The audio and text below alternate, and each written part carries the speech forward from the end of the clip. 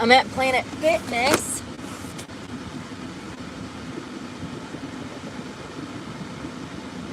I stayed there last night at Planet Fitness. I am so stressed out. First of all, I went to do like 10 job interviews last night. I went to like almost 10 different clubs. I just want to say that Virginia has some weird ass law where you can't show your nipples. So y'all don't have strippers. If you're not showing your nipples, you're not stripping, in my opinion. So, you know, this is something that my ex definitely should have told me, and this is what I'm talking about when I say that he's fake. Because, you know, his brother owns the majority of strip clubs in Richmond, so he should know what the laws are and what I can and cannot do when I go into these job interviews. But he didn't tell me, of course. He never told me that you can't show your nipples. I think that's pretty fucking imperative to know.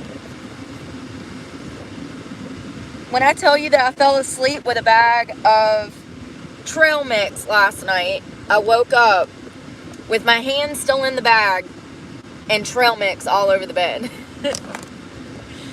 So, freaking, now I'm getting super stressed because, like I said, somebody could have told me what the laws were when I asked. My hair looks really good. But nobody did. And as I've said in the past, this motherfucker tries to sabotage me. Absolutely. Because he wants me to have to come crawling back, begging to move in and pick up where we left off. And I'm not doing that. I'm not doing that. That's toxic. Anyone that loves you will not put you in a position to starve. Yeah. Especially when they hold all of the tools to tell you what the laws are in certain states. He failed to do so. And he's such a coward that when I text him and I said something about, you could have told me that you can't show your nipples in Virginia. When I texted him that, he didn't have anything to say. Because he's a pussy. He's always been. The only time he wasn't was when he was abusing me.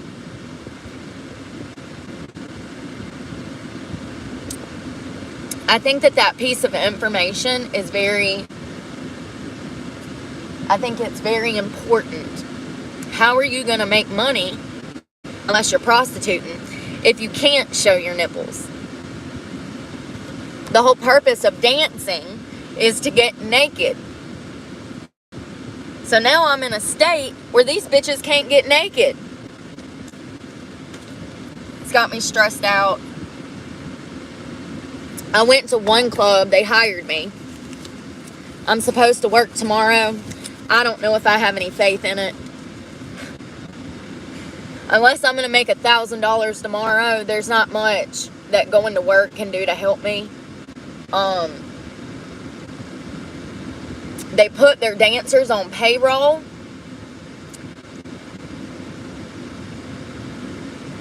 Listen, I need this job for now. So I have no choice but to go into work tomorrow and try it.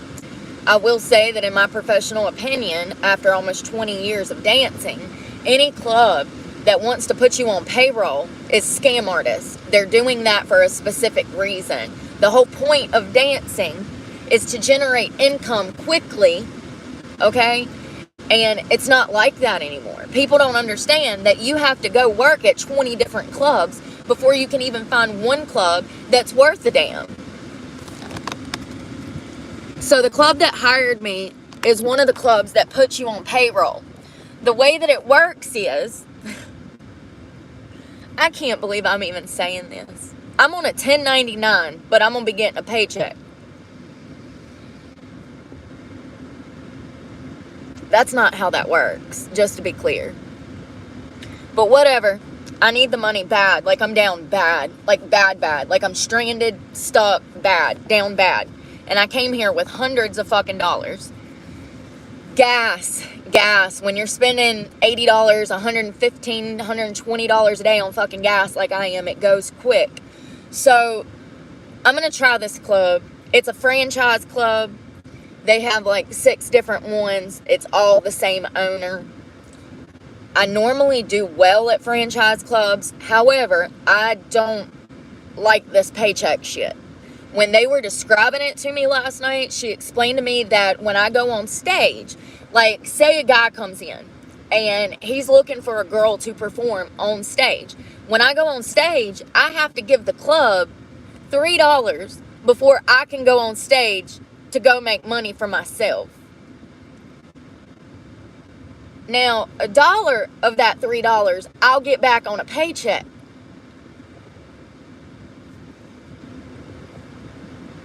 For those that don't understand what's going on, this is a scam. It's some kind of scam this club has going on, most definitely.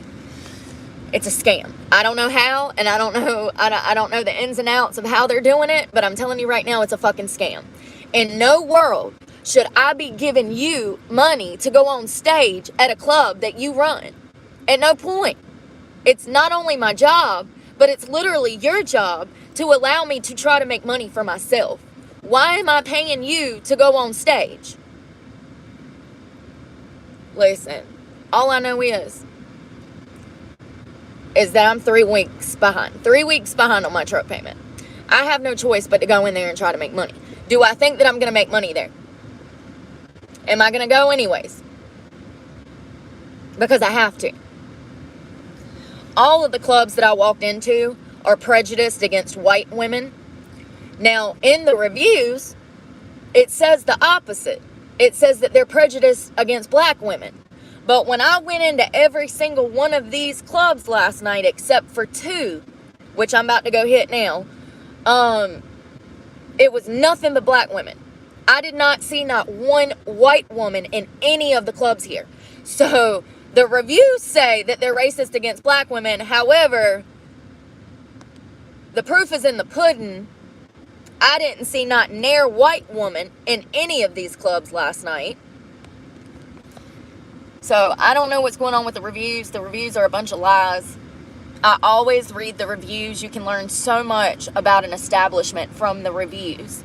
I don't go to clubs that have reviews written on them for being fucking scammy. If I read that your bartender stole from a customer, overcharged his credit card, or you got a dancer that likes to play games in VIP and offer sex, take the money for that sex, and then go get the bouncer and say, oh, this guy's over here with his pants off, when you set the entire thing fucking up. If I read stuff like that, I don't go to clubs like that. That's what's wrong with the industry. That's why we don't have customers coming in. Y'all done robbed them all.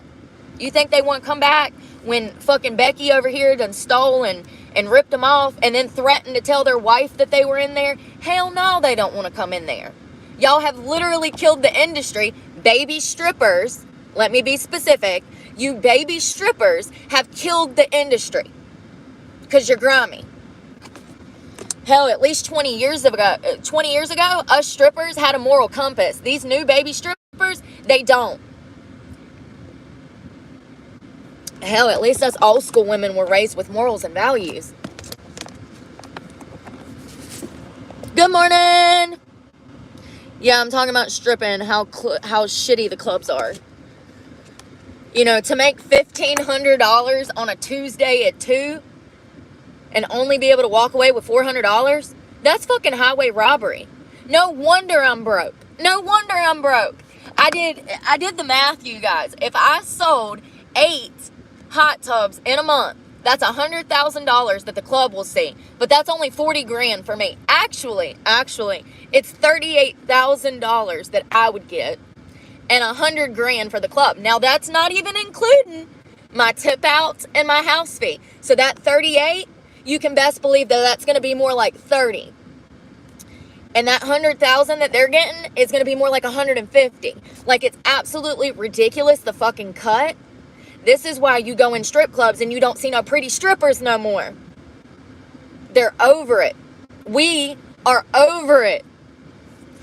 It's really sad that I can't find a regular job.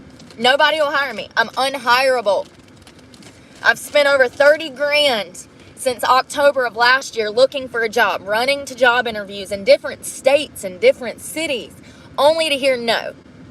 So how many years does one have to go in order for a felony to be overlooked? Because we're pushing on 20 years. We're going on 20 years. How long is society going to hold it against me that I beat 2 girls up when I was 18 that deserved it, that later apologized to me? So how long is society going to hold it against me? Because there's a good chance that I'm going to lose my truck. About a 60-70% chance. And I live out of my truck. Everywhere I go, it's bullshit. I go get hired at a restaurant. They try to make me prostitute. I go get hired at a fucking strip club. They take all of the money that I make. You know, I try new strip clubs. They don't even hire white girls anymore. You know, it's like I'm damned if I do and I'm damned if I don't. And all I've done since I got here is spend hundreds of dollars in fucking gas looking for more work. I have been from Florida to Virginia looking for work, and nobody will hire me because of my criminal background from 20 years ago.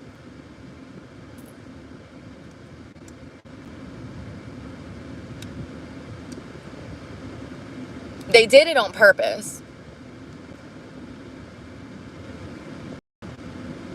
And they did it on purpose. The cops have been fucking with me since I was damn 10 years old.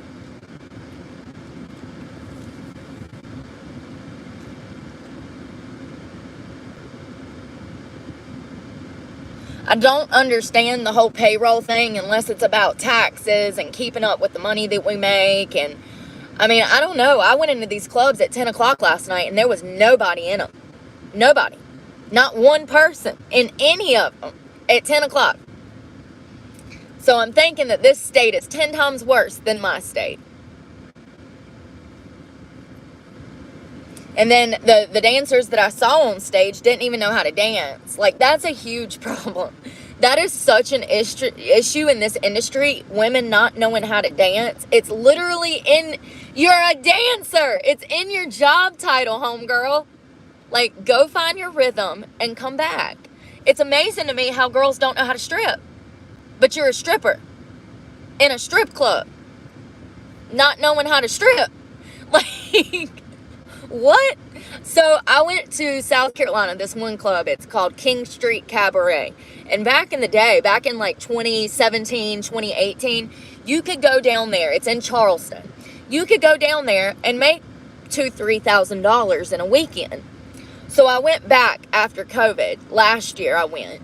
And it was dead. It was absolutely dead. And then when I went to the Google reviews, I figured out why it was dead. Once again, King Street Cabaret. You can look at all of these reviews if you want to. The majority of the reviews on King Street's page is disgruntled customers who have been robbed. Robbed. I'm not talking about $50. I'm talking about $5,000 charge on a credit card. So this club used to be a good club. But what they did is they hired a bunch of girls that don't know how to dance, and they started robbing their customers. And when I went back last year, I sat for a week, and did not dance for one customer. Guys don't want to come in there if they think they're going to be fucking robbed. They're already spending a ton of money for a shitty ass dance. And then y'all rob him? Then we got girls that don't know how to dance. And when I say girls, I mean 60 women. 60. And I am the only girl that knows how to dance, knows how to do pole moves, knows how to hit introverts, knows how to fucking Perrier around this pole. 60 women in a strip club, and I'm the only one that knew how to dance. It's not rocket science, you know? It's not hard to make a connection between women that don't know how to dance and robbery and determine that you don't have customers in your club because of the shit that y'all do. It's not, you know, but once again, these strip club managers, it's not like they went to school for a bachelor's to run a strip club, okay? So let's be honest.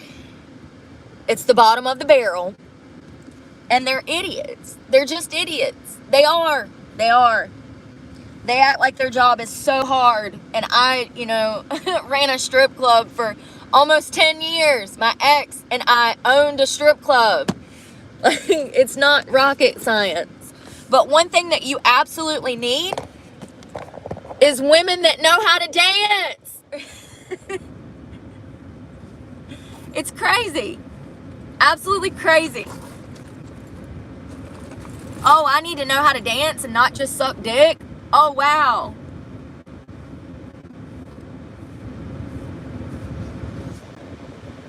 And that's another problem. These baby dancers have fucked the industry up. These baby dancers are the type of ones that'll go back in VIP and give you a blowjob for $20. They have no self-worth, a lack of self-respect, and they're idiots. And that's part of the fucking problem.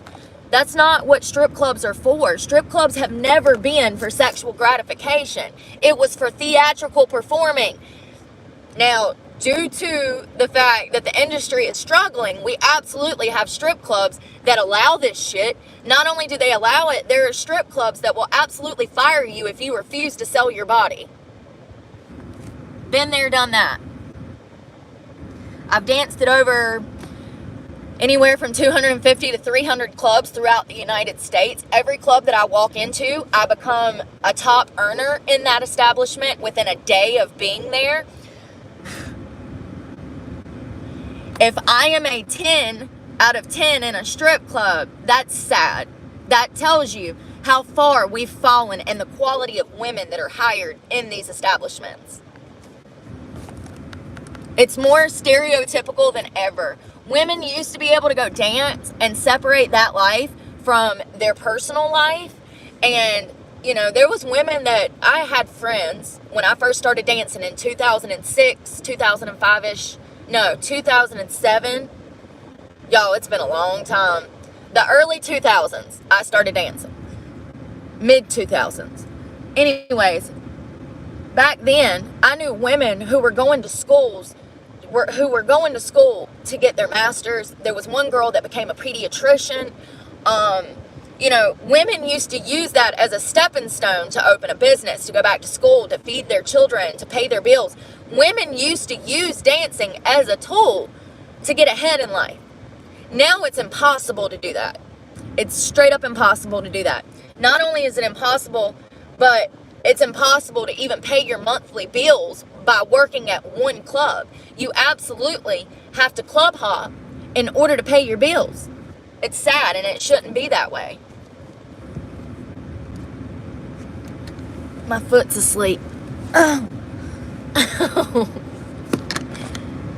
My toes are tingling. I had to do a pedicure last night. Paint my toes in the dark. I haven't been sleeping well because of all the fucking stress I'm under. I will say that the club that I got hired at, I was talking to the manager. She's very nice. All of the staff at these establishments I met were nice. I want to just throw that out there. They might not be the sharpest crayon in the box, but they were nice. She was telling me, she wasn't going to hire me. First of all, I walked in, I'm talking to this manager. She informs me that they are a franchise club. That means that they have different clubs all over the United States that they own. Wonderful. Great. That means that I can travel. Okay. And, I love a franchise club that has different locations so that I can go if I get stagnant. If I want to go for a weekend and work somewhere else, I can. So I was talking to her and I could tell that she wasn't going to hire me. And she says something about payroll. And I said, y'all put the girls on payroll? And she's like, yeah. Stupidest shit ever. Whatever. And I said, well, maybe that's best. I said, I was being facetious. I said, well, maybe that's best to put me on payroll. I said, because I don't know if the guys are going to respond well here to me. I said, I'm really old school. I don't do extras. And I said, I don't do extras. I'm old school. I said, it's almost as if the majority of society is not scared of syphilis and fucking herpes, but I am. As soon as I said that, she says, can you be here Tuesday and Friday? I said, yeah. So it seems as if they run clean clubs here. They run clean clubs. You're not allowed to do any extras. And that's what I was looking for, because I'm not an extra girl. I never have been. Don't you think if I was selling ass, I wouldn't be living out of a car? So freaking, as soon as I said that, she said, can you be here Tuesday and Friday?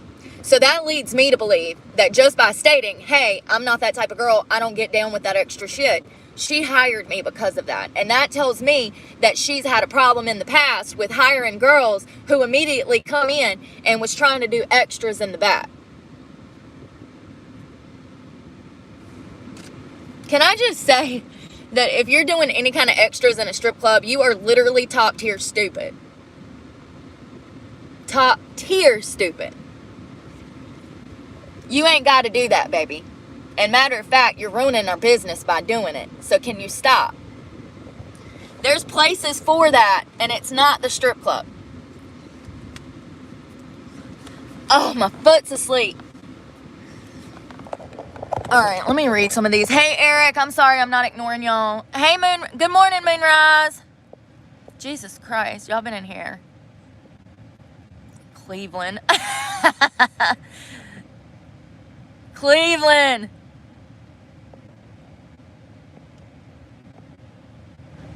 Perfect time to start blocking people this morning. I love that for me.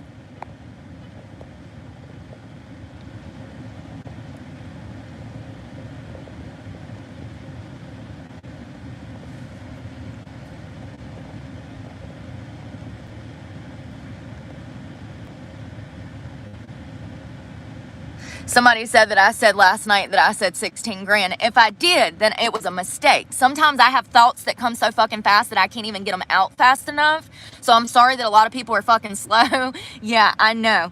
I'm sorry.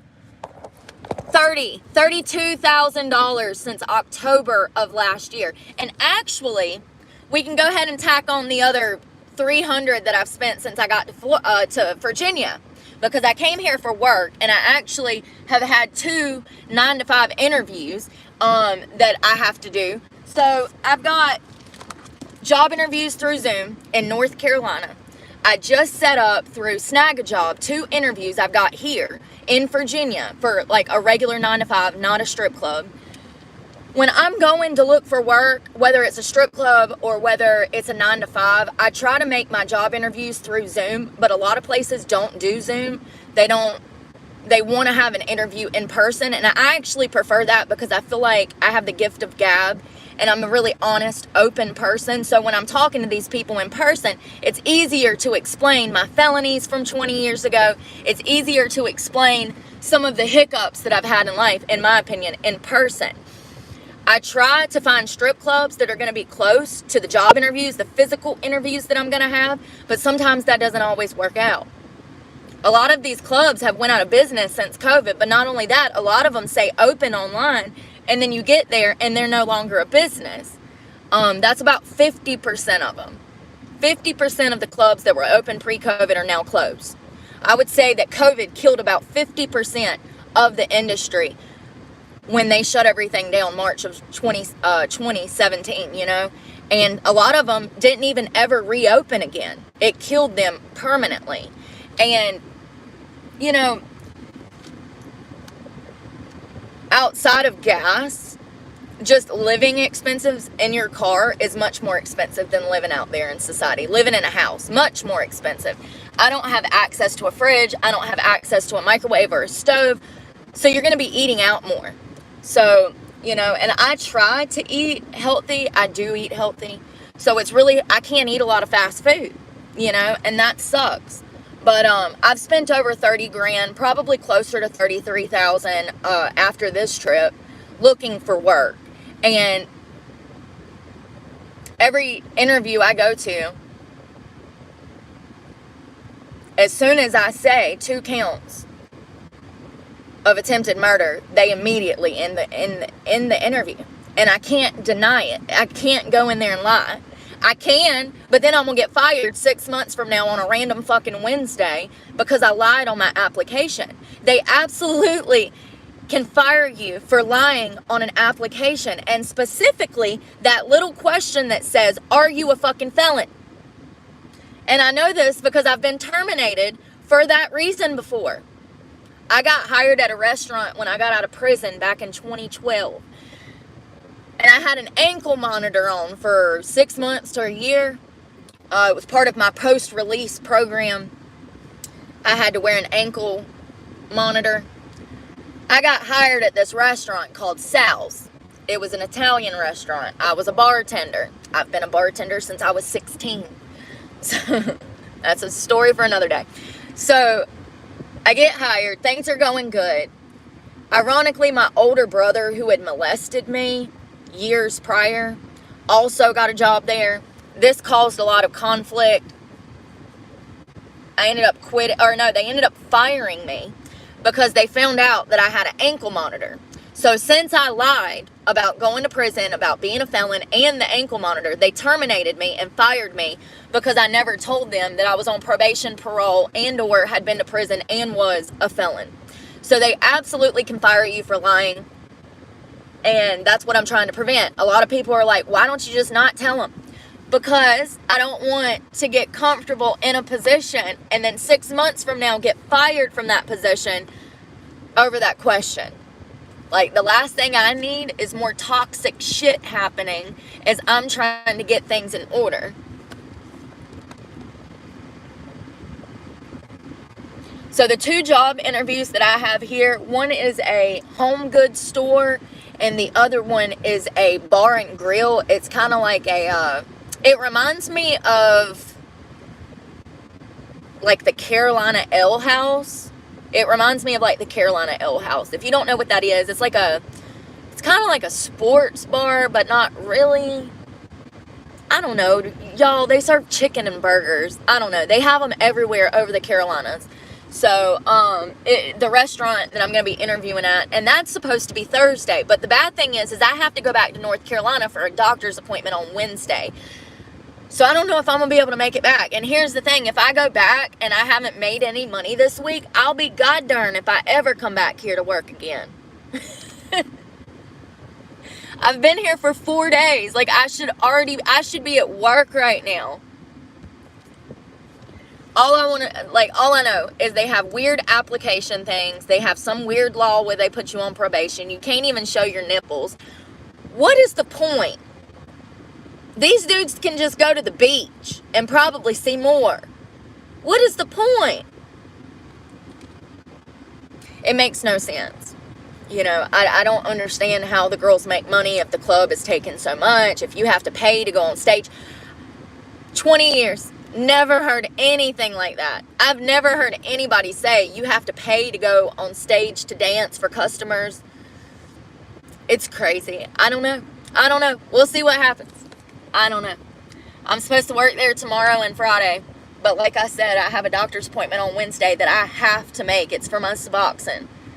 I have to make that appointment. And I already saw her last week. I had to take a drug test. Y'all, let me tell you this. When I took my drug test for her last week, apparently, I had alcohol the day before. I'm trying to think of where I had alcohol.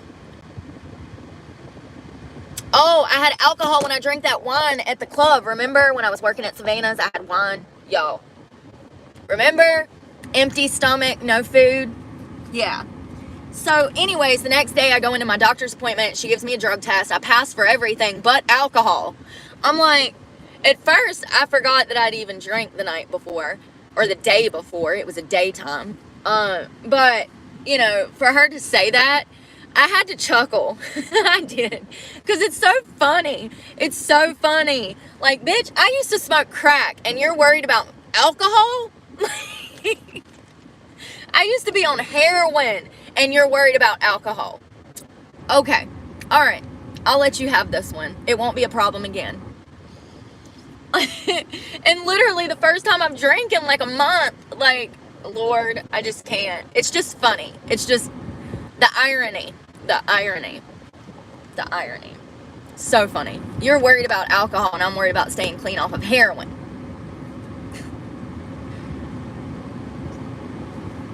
But that's the same doctor that set me up for the psych eval to see if I'm bipolar, to see if I'm just naturally crazy, or if it's my CPTSD that has now formed into BPD. So I don't know. We'll see what happens. I'm really excited to have this appointment and see this new doctor, this clinical psychologist. It would really help me just feel better overall to know if I'm suffering from something. I've always felt like I was, but as my doctor said, a lot of it could be situational and environmental. She's like, have you ever left and got away from the toxic? And I said, yes, I have. And she said, well, how did you feel then? And I was like, happy, ecstatic. I felt free. And she was like, well, you know, your mood might be situational. She said, but it might not be. And they're going to do like, I guess they have like tests and stuff. I don't know how that works. It'll probably be like a questionnaire. I don't know where this blonde is coming from in my hair, but I love it. Kind of a mess. Yes, I've been at the parks, Base Pulse. I've been at the parks. I just left a park.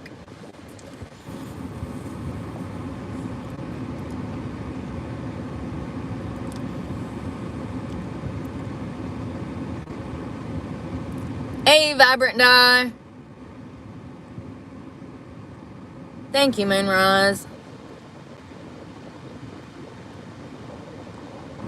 Lori, that's my point. That's what I'm doing, is trying to think outside of the box. Like going into that home goods store the other day.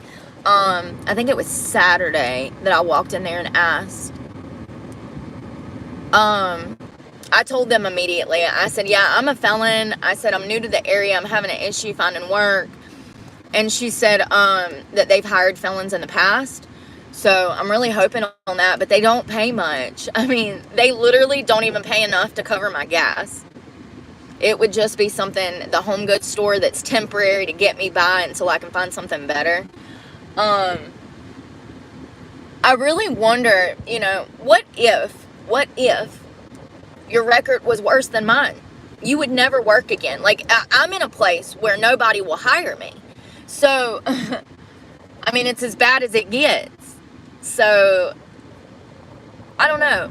When I'm going through this, my thoughts go to other people who are going through this and how fucked up the system is. Just because you did something, I don't care if you were 30 years old and you committed a crime. If by 40, you want to get on the right path and clean your act up, I think that you should be able to do that. The reason that people get out here and keep fucking reoffending is because society won't give them a damn chance. What are they supposed to do? I just don't understand how cold-hearted people in society can be, you know?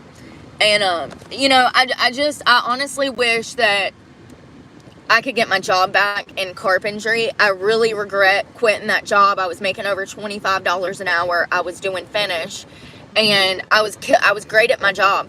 I was wonderful at it. And I went on as a helper, and within 3 months was doing better than master carpenters. Not to toot my own horn, I'm just being honest. So, whatever I put my hands on, I'm good at. Without a doubt. It doesn't matter. I don't care if I've never welded before. Show me once, and I will be welding. I'm not an idiot. I was an idiot when I was 18. Until about 30. I was a huge idiot. But I'm not an idiot, and I know that if somebody would give me the opportunity that I could actually get it done. But here's the thing. If I was to just focus on one job, because I have multiple, if I was to just focus on one job, I would have to make over $35 an hour at that one job just to pay for my truck, my gas, and my food. A $7 an hour job is only going to bring you, what, like $280 a week? That's not even enough to cover the gas to get to that job. Let's not forget, I spend about $250 to $500 a week on gas. This week, I've spent over $400. So that's where my money's going, gas. And it sucks. And gas is going back up. I literally was just in North Carolina, got gas for $3.09, and then now it's at $3.50. In a matter of less than a week, it went up. Did anybody else notice that? Because I did. I'm not staying in Virginia. This place is a shithole. Virginia Beach is disgusting. Virginia Beach is dirty. It smells. It's filthy. Virginia Beach is probably, if I was going to give it a 10-star rating, a 1. A 1. A 10-star rating would be the Florida Keys, all the way to Duval Street. That's a 10 out of 10. Virginia Beach is a 1 out of 10. It's disgusting. It's disgusting. It's much more disgusting than North Carolina water. It's wild. It's wild. It looks like North Carolina Beach. It looks like the Wilmington, Outer Banks area. 2 different areas, but they look the same. It looks like that. But it smells like the Jersey Turnpike. It smells like, yeah, it stinks. It stinks so bad. I went to a park called Sarah. It's called Sarah something. It's in Norfolk. It's called Sarah something. Anyways, I'm at this park yesterday, and they have all of these homeless encampments. God dang it, that's the second time I done dropped that today. In the same area. Now I can't even get it. Son of a bitch. So, they have all of these homeless encampments and these beautiful trees. When I say these trees are so pretty, they're the ones that get wind blown and they grow crazy because of the wind blowing off of them. Y'all know exactly what I'm talking about. They look crazy. And some of them grow to the side because of the wind coming off the coast. Beautiful trees. But there's all of these tents and coolers and sheets that people have like wrapped around a tree, and they're living on the inside of this fort. Okay, fine. It's sad. It's so sad. Y'all know that it kills me to see shit like that. If you don't know, let me tell you, it makes me sad. I'm trying to get to the bathroom, and I don't want to walk through these people's encampment, so I'm trying to figure out how to get around these trees to get to the ladies' room at this park. And I go to walk through like a walking path through some trees. And all of a sudden, the smell of shit hits me in the face like a sack of bricks. And I look down, and there is piles of shit, literal shit, everywhere. Everywhere at this park. There's toilet paper and baby wipes and everything. Like, these people had been going out in this park, and I can't even put it into words. Like, it's so fucking bizarre and nasty. This is the park. At the very front entrance of the park was where all of these homeless people were shitting and pissing on the ground. Right at the very front. You can't miss it if you're driving by. You can see literal piles of shit on the ground. And you can smell it. This is Virginia. Welcome to Virginia. I've never, ever, ever seen anything like that in any other state I've been to. And I've been to some pretty rough states. Florida, when I lived in Jacksonville, Miami, Hialeah, you see homeless people everywhere. What you don't see is those homeless people shitting in a state park right where you pull in. It stunk so bad. So bad. And there's a bathroom right there. But I guess they close it at night, and so the homeless people come over, they stay in the park, and there's no bathroom. So they have a designated forest that they go into. I mean, it's disgusting. It was literally so disgusting. And I've never seen anything like that in any other state. The part of Norfolk that I was in yesterday is very dangerous. Very, very, very dangerous. When I tell you that I've been to Miami, I've been to LA, I've been some places. It's very rare that I feel completely unsafe. That I think about gunfire coming through my truck. But yesterday was one of those days where I was just like fucking terrified because of how rough it was. It's not parts of Norfolk, Virginia, you don't ride with your windows down. Alright, for instance, I'm sitting at a train last night. There's a train. I had to go over the railroad tracks to get back to Virginia Beach from Norfolk. Norfolk. I had 3 people ride up on a bicycle right next to my truck as I was waiting for this train to move. It stopped on the tracks. I had been sitting there for 15 minutes. I had to go over those tracks to get back to Virginia Beach. It's one way in and one way out. And I had 3 guys surround my truck on bicycles last night, and I had to fucking pull off and run off. Thank God I did not pull up too close to that fucking train, because if I would have, I wouldn't have been able to get out of there. Where I pulled up, there was a side street on my right, and I had prepared that if anybody rolls up on me, I'm taking that side street. And I'd parked my truck to prepare to take off in case if anyone was to come up and try to rob me. Sure enough, thank God I didn't have my windows down. I don't know what they would have done. I looked up off of my phone to look at my GPS. I look up, I look over, and there's a boy standing there on a bicycle. I look right here, there's a boy standing there on a bicycle. When I took off, I noticed that another one came out from behind my truck. So there was at least 3 of them that had me surrounded at railroad tracks just last night. Now, were they going to do something? I don't know. Were they right the fuck up on me? Absolutely. So Norfolk is not somewhere that you want to ride around with your car windows down. It is super unsafe. Nobody told me this. Nobody told me the truth. And ain't it sad that I have to go to all these random damn places to find out the truth myself because nobody knows how to tell it anymore? The owner of every single paper moon in Virginia is owned by what would be my brother-in-law if I would have married his brother. But nobody could tell me the truth about what was going on up here. Nobody could tell me, hey, yeah, you got to wear pasties on your nipples. Yeah, there's no real dancing. Nobody could tell me that. I had to come all the way up here to find out myself because everybody's so fucking fake. You can't even take your top off in the state of Virginia. So how are these girls making money? I think we all know. They're not making it in the club. They're making it outside the club.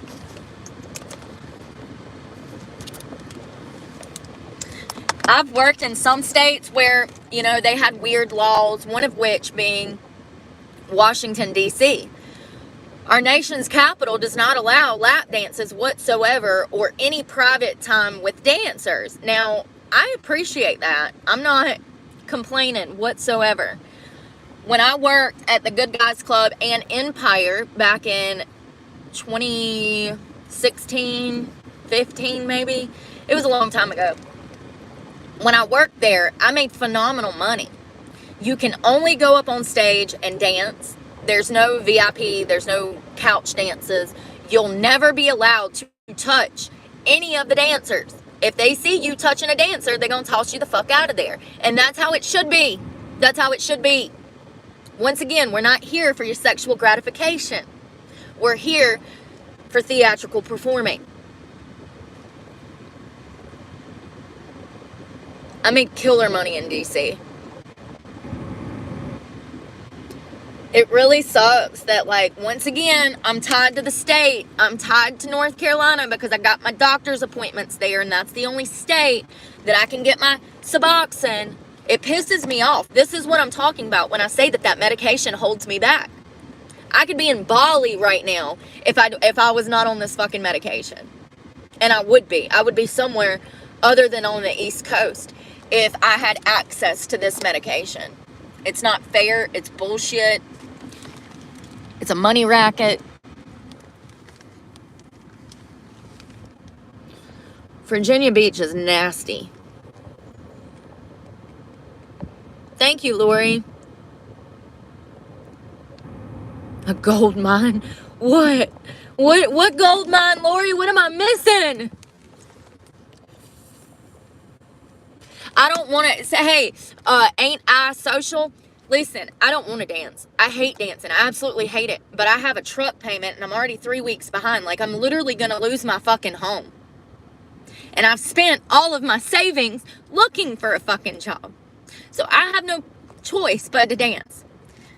And there's a good chance, about a 50% chance, that I'm going to be homeless without even a vehicle in the next couple of weeks because I can't find work. And every club I go to is shit. made $1,500. Let me back up. I made $5,000 in 3 weeks working at one club. I only got to walk away with $1,200 out of $5,000. If I had that $5,000, I wouldn't be stressed right now about this truck payment. And that's why I quit working at that club. Because it's not right. It's not fair for you guys to make hundreds of thousands of dollars off of me and me only walk away with 30 grand. Not only is it fucked up, but it's illegal. It is so illegal. So illegal. Strip clubs are not allowed to take dance money from you. They're not allowed to take a portion. I don't care if you sold a hot tub for $1,000 an hour. That $1,000 is legally yours. I understand that the club is going to take $600 of it and leave you with $400, but that is illegal. Start keeping fucking notes. If you are a dancer that's working for a club that's taking all of your money, start keeping notes and as many receipts as you can. It's so illegal. Now, they can charge you a house fee to work, but the illegal part is receiving any of the dance money that you earned. You are on a 1099. You are an independent contractor. They are not entitled to any of the money that you make when you're in that club. The only money that they are entitled to is the $20, $25, $30, $40 house fee that you initially pay when you get to the club. These clubs have gotten so fucking careless and greedy. For me to make $5,000 in less than 3 weeks and only walk away with $1,200. I'm sorry, who's the stripper here? Who's the stripper here? Who's working for this money? It's crazy. It's absolutely crazy.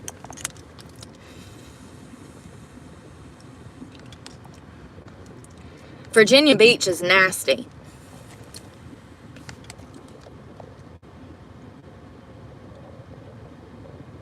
Ugh, these fucking comments.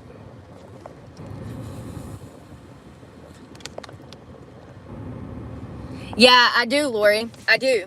And I explain the situation in detail, but I also have possession of heroin charges from like 2015. I've got multiple felonies. I've got 3 or 4 or 5 felonies on my record. So it's not just 2 counts of attempted murder. It's a lot. It's a lot. And then, several assault charges because I used to like to fight. There's a lot. It's probably about 15, maybe 12 to 15 charges, most of which are misdemeanors. However, it's been since 2016 since I've been in any legal trouble. You would think that that would speak for itself, but it doesn't. I've actually had employers, people that I interviewed with, told me that if it had been 10 years after my last conviction, then they would have hired me. But since it's not been quite 10 years and it's only been 8, they can't hire me.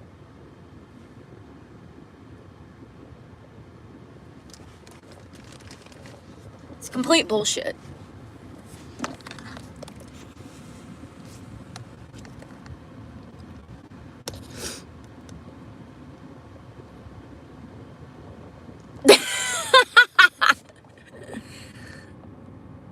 I look nowhere near 40. Y'all are funny.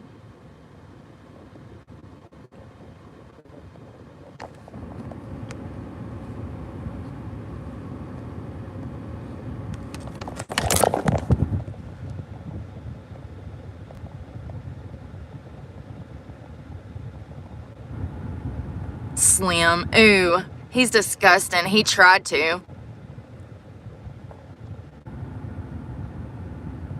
So Slim is the guy that owns MAL out of Charlotte. Now, where do I begin? So I met him when I first started for MAL in like 2015, 2016, and he tried to go out with me, invited me out, wanted to take me out, gave me his number, said if I needed anything, then to let him know. Well, the only time I have ever needed anything is when his employees tried to rob me at Leather and Lace Gastonia. Remember? A couple weeks ago, a month ago. And I texted Slim. Remember? We read what I texted him on here. And Slim never answered. So, you know, Slim is one of those people that is an idiot.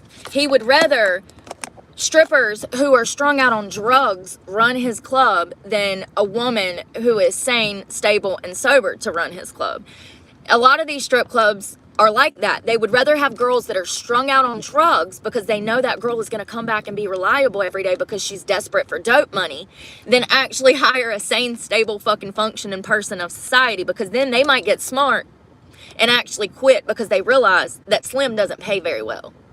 So they would rather have someone that's desperate and on drugs than someone who is an actual functioning member of society. And that's the truth. I didn't have any issues with strip clubs until I got sober. But ironically, that kind of corresponded with COVID. And things changed after COVID. Pre-COVID, you couldn't touch a girl. You would be thrown out. Now, you go into a club as a dancer, and if you refuse to have sex with customers, they fire you. So things have switched.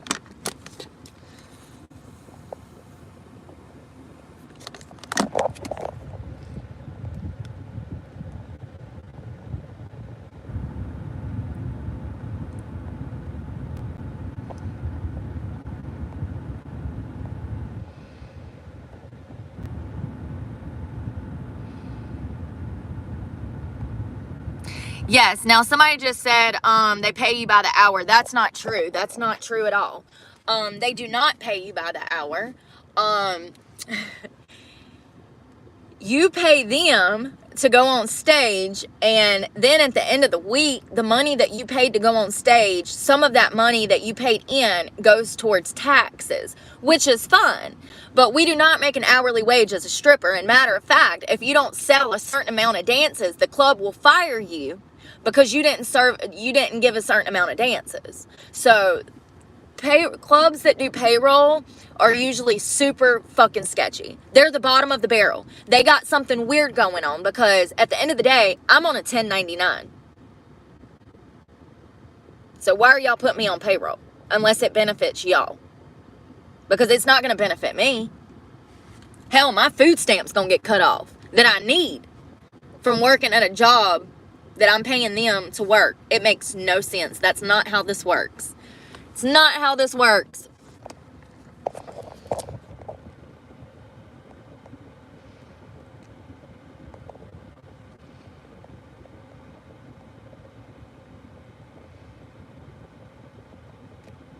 A job at the hardware store. Y'all are so funny.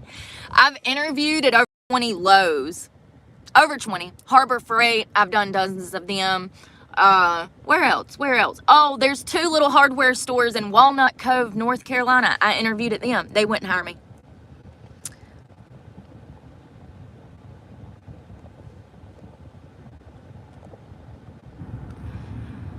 These things move so fast. I can't even. Los Angeles is a shithole. Anybody that wants to live in California is crazy.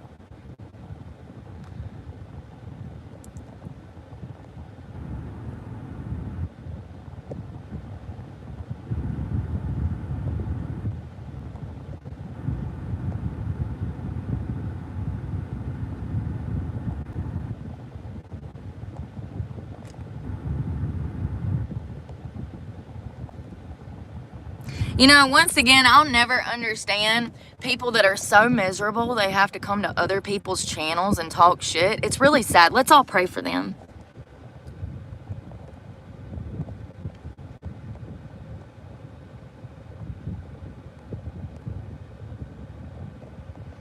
Just know, if you said anything negative, I will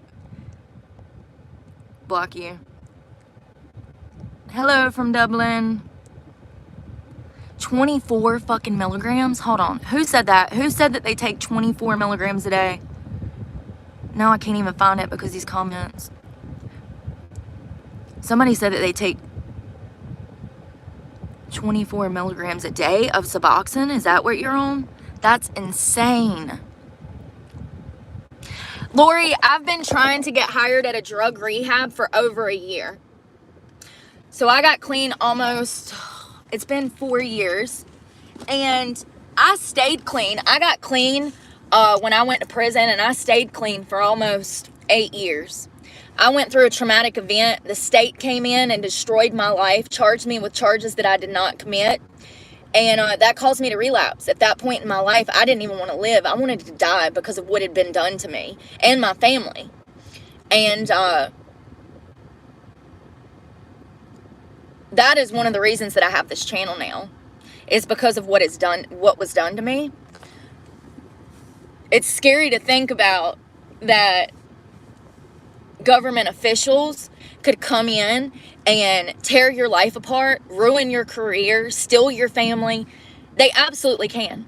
They absolutely can. And that's part of the reason I opened this channel. I want people to know that you have no fucking rights. None. The state, sheriff's department, hospitals, they can do whatever they want to you, and there is nothing that you can do about it. You have no fucking legal rights. But in the process of getting clean, I realized that I wanted to help other people. Once again, another reason I opened this channel. A lot of things in recovery are not spoken about. The truth about recovery is not even spoken about. People say that it takes 7 days to come off of heroin. Where did this lie come from? Where did that lie come from? Because it's a lie. It takes months. Months to come off of heroin. Months. Weeks to get over the shitting your brains out and throwing up. Weeks. So once again, it's one of the reasons I opened this channel. Because of all of the lies that society throws at us. I mean, it's unbelievable that rehabs will be like, yeah, we'll keep you for 7 days. That's all you need. 7 days? It took me 7 days just to get the heroin partially out of my system. It took me 7 days just to wake up.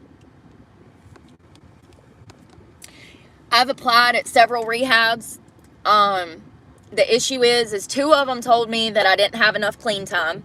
One of them told me that my felony was an issue.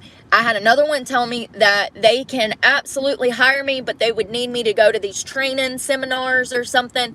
However, I would have to pay out of my own pocket for that, and it started at $5,000. So, I just don't have the money for that, you know. And I think that I would be wonderful in a space to help others go through the hardest parts of recovery. You know, something that's really important that every person coming off of heroin should get is an IV with vitamins and saline. However, this is not something that is offered to addicts when they're coming off of heroin. Why? Why? Because it's $400 a pop. That's why. So there's absolutely ways to make yourself feel better, to help get over heroin addiction. There are ways to get through that faster, but our medical professionals don't implement those tools to help us because at the end of the day, it's expensive. Just like research for women's vaginas. There's been no research done on women's vaginas. They don't want to spend money on learning about PCOS or PMDD or whatever. Like, they don't want to spend money on that.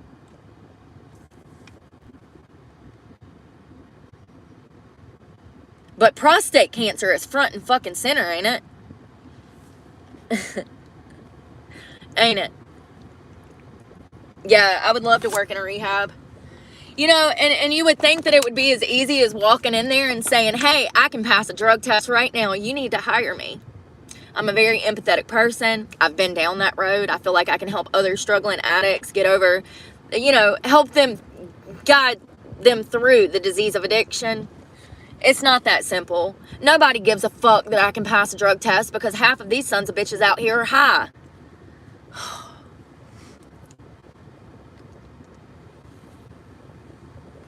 I think the majority of people are on something nowadays.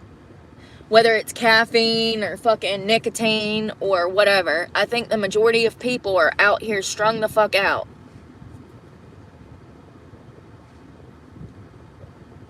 And alcohol is just as bad as heroin and methamphetamine. I don't know why we think that it's okay, but it's not. Society has gaslit y'all into believing that alcohol is better than fucking crack, and it's not. It's actually 10 times worse, in my opinion. But I digress. But yes, Lori, I've been very interested in helping others. However, these rehabs will not help me. They don't mind wasting all my gas to get over there and dose every morning and giving me medication. But Lord forbid, I came in with a positive attitude and the will to help other people who are actively struggling. It don't matter. It don't matter. These rehab places don't give a fuck. They don't.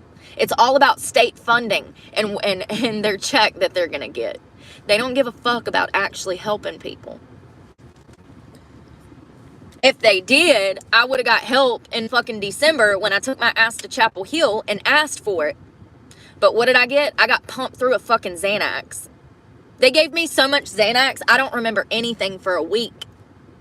And when I told them that I drove a big ass truck and that I might potentially kill somebody on the road on Xanax, these doctors, 7 of them, looked at me and said, well, we advise for you to continue the Xanax. These are the type of people that we have running hospitals. These are the type of nurses that we have. The type of people you go to them and say, hey, I'm in recovery. I don't need Xanax. The last time I took Xanax, I stabbed 2 bitches and went to jail for attempted murder ×2. I think that I don't need Xanax. And they say, take your medication. You need to put that Xanax down your throat, honey. These are the type of medical professionals that are in these hospitals nowadays. They don't give a fuck about you. They wanted me to take the Xanax so they could file my insurance. Even if it's Medicaid at the dollar in their pocket. And they probably fucking get more for Medicaid patients. I don't know. Analog or video. Excuses. Bro. Living in your mama's basement. Still on your mama's titty. Thank you. It's a mess, Thomas. I just woke up a little while ago. I went and brushed my teeth at Walmart. My stomach was hurting. I don't know what is going on. But oh my God, y'all remember yesterday when I was talking about Trump and how his secret started? No, it was 2 days ago. It's when the shooting, it was the morning after the shooting. Anyways, remember I was talking about the Secret Service and how they were kind of slack and how that one lady was, you know, their reaction time was not what it should have been. And I made the statement that if I was up there, when I heard that first gunshot, I would have been on him like white on fucking rice. And lo and behold, this morning, I open up YouTube, and it is nothing but videos of other security personnel analyzing the video and the security around Trump during the incident. First of all, their reaction time is crappy. We already know that these people are not being trained like they used to be. It's no secret. But also, apparently, now reports are coming out that that guy was up on that roof for over 5 minutes. And that people saw him up there for over 5 minutes. People were recording him up there. There's video footage of him army crawling up the fucking building as it was happening. As spectators were telling cops, there's a guy up there with a gun. And nobody did anything. So, I'm going to go out on a limb and say that his own Secret Service should not be trusted. And I think that's no secret. And it seems like a lot of people are analyzing what actually went down. And now people are starting to feel the same way that I was the other day when I said it feels like an inside job. How does that happen? What are the chances? The probability? Statistically speaking, what are the chances? There's more of a chance that it was an inside attempt than not. Look at how crooked everybody is nowadays. I just feel like it was an inside job. Oh, my legs. Ow. I do get like stuffy sitting. Like I will, especially in the AC. It makes my bones hurt setting up on this bed sometimes. When I'm laying down, it's fine. It's just when I'm sitting here with my feet on this water container. Normally, I have room to put my feet down on this yellow container, but I have water storage right there, so I don't.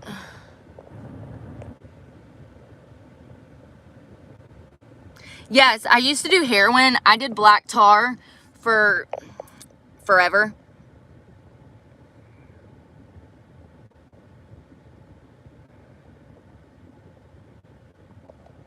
Then why are you here, Haza? H-A-Z-A? Why are you here? Some of y'all are really fucking weird. Like Bird Dog? What a weirdo. Weirdo.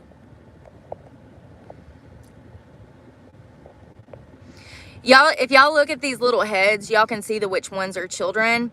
They fucking have anime on them. Like, you know that has to be a child. And if you are an adult with an anime freaking thingy-madoodle, I think that it's best to grow up. I've been trying to come off the Suboxone, but you need about 120 days. So I have bills. I have bills, lots of bills. Bills on top of bills on top of bills, like most Americans. I would have to go to rehab for maybe 2-3 weeks to come off the Suboxone, and then I would still be sick for an additional 2 months after that.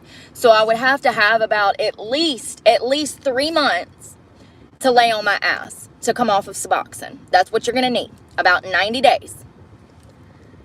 You're not going to be able to work. You're not going to be able to eat. You're not going to be able to sleep. You're going to be sweating. You're going to be shitting. You're going to be throwing up. Your whole body's going to fucking hurt. From your head to your toes. You're going to feel every muscle and the blood running through your veins. That's how much you hurt. You can feel your heartbeat in the backs of your ears and throat. You hurt so bad. So, I've said this on this channel before. I hate the medication. I wish that I never would have took it. I always tell people, I advise them to go cold turkey.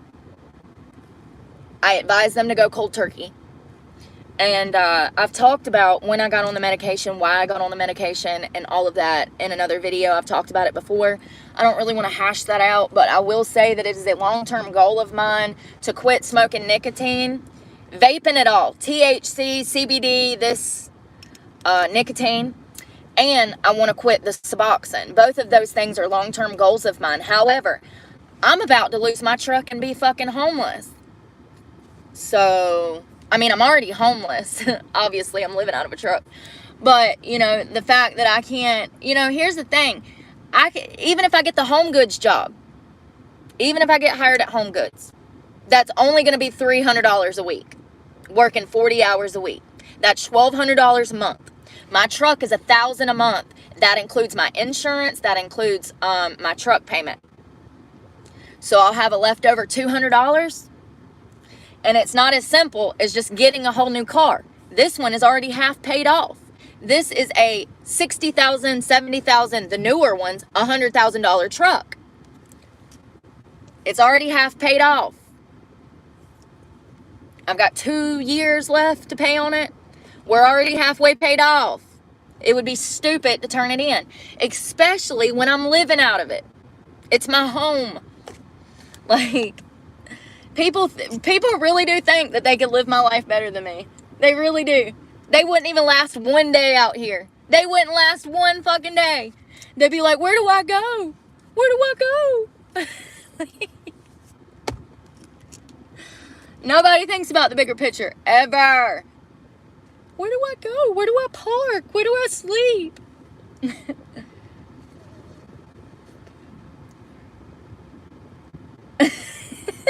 Sorry.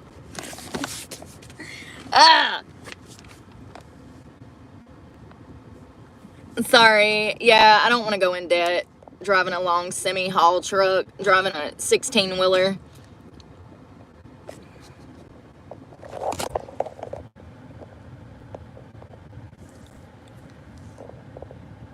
Somebody said this is what happens when they're too old to be strippers. Let me touch on that for a second. Let me touch on that. Isn't it sad? Isn't it sad that I walk into every fucking club on the East Coast and I'm the top earner? I'm the best girl that they fucking have. Isn't it sad? That says a lot about the industry when I'm a fucking supermodel in every single fucking club I walk into. That says a lot about the dance industry and the quality of women that they hire in these establishments now. That's sad. It is. When I work one day, no matter where the club is, I work one day and I automatically become the top earner of that establishment. I walked into a club. Where was the last place I worked?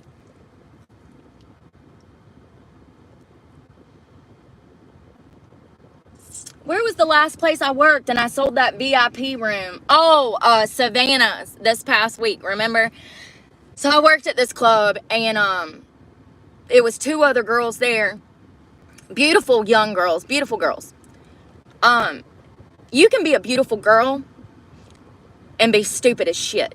And that's generally the case in my experience. The prettier the girl, the dumber they are. So I go into this club and this guy comes in. He was absolutely either A, drunk or on something. He was real weird. But he asked me for a dance and I was like, sure, let's go do it. I immediately said, let's get a room, like a champagne room.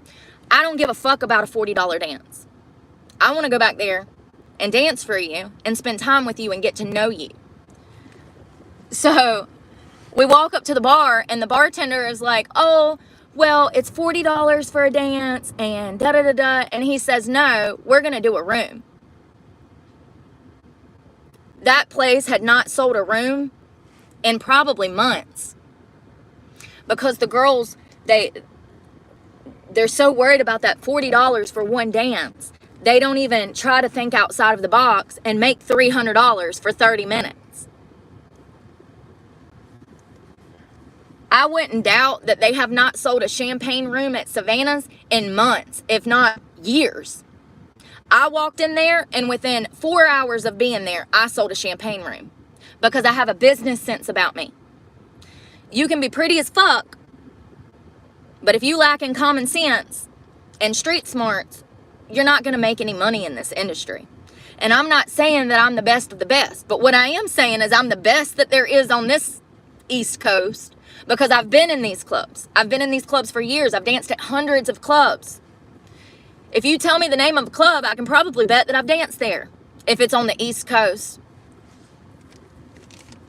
But for me to go into these clubs and automatically become the top earner, top girl, top entertainer of that establishment at 30-something years old says a lot about the decline of women and clubs.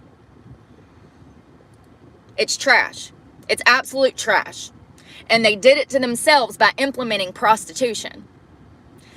Here's the thing. The majority of guys come to strip clubs to take a load off, to have a beer, to watch the theatrical performance. They want to see girls upside down on poles. They want to see performing. The majority of good guys that come into clubs do not come there looking to catch AIDS.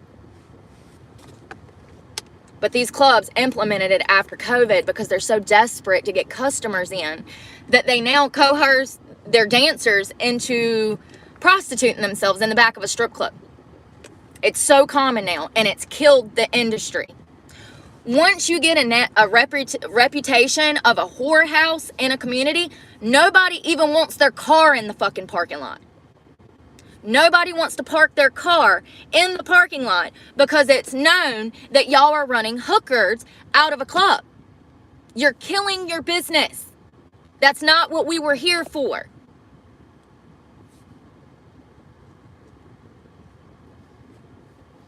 Once again, in 10 years, there won't be any clubs.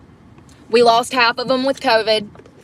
The other half are going out of business now. They're running themselves into the ground because they're too stupid to know how to make money.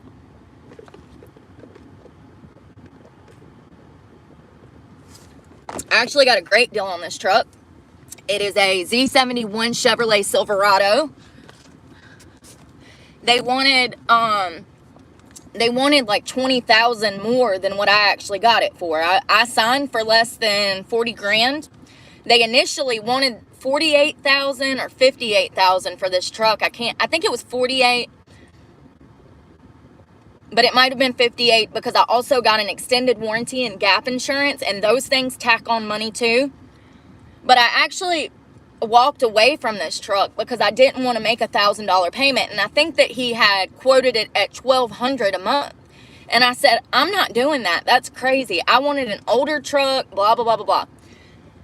So he finally calls me and tells me that they can knock the price down, and it only had a couple of thousand miles on it. It was literally a new truck. Like, it only had a few thousand miles, so it wasn't a bad deal. When they threw in gap insurance and the extended warranty, and then I signed for less than 40, I think it was $39,999. You can't beat that. You can't. I have friends out here driving Kias paying more than what I'm paying, and I got a Chevy. There are people out here signing for 21% APR right now. 21%. Mine was 3.6. 3.6. I got a great deal on this truck. Great deal. And nobody will convince me otherwise, because once again, I have friends out here driving Kias. Kia. The worst rated car on the fucking road. Kia. Hell, somebody told me that their insurance fucking doubled because they drive a Kia, because they were being stolen. So their insurance, because they're the most easily accessible stolen vehicle, your insurance will go up from owning one now, apparently, because of that viral TikTok trend where all of the kids were still in the Kias. But yeah, I got a great deal on this truck, and nobody is going to gaslight me into believing that I didn't. Also, it's already half paid off with gap insurance, which is expensive as shit. But I learned my lesson from another car. I had a car that I had a kid hit me, and it flipped me like 11 times. I almost died. That's one of the scars. But also, the engine came through the firewall and pinned my leg underneath the driver's seat or whatever. And when I got done flipping, I kicked my way out of the car and collapsed. And it was pretty bad, though. It was pretty bad. It was a horrible car accident. To flip that many times and survive is a miracle in itself. But when that car got totaled, I needed a new car. But that loan was not paid off. I still owed money on that car. So this is why gap insurance is important. Because the $10,000 that I owed on the car that flipped, even though the kid hit me and he got in trouble, it didn't cover what was left on the loan. So I had to go get a new truck. I bought my Nissan Titan, which is a big 4-door truck. What they did is they stacked the new loan on top of the old loan. So I was making 2 car payments, one of which I didn't even have. It was completely totaled in a ball of metal in a junkyard. But that $170, I still had to pay every month until it was paid off. This is why gap insurance is important, because if I would have had gap insurance, it would have covered that $10,000 difference. So I keep gap insurance now because I've lived through things. And yeah, I'm just grateful that I have it. If anything happens, they'll pay the loan off. And I'll be able to get a new car.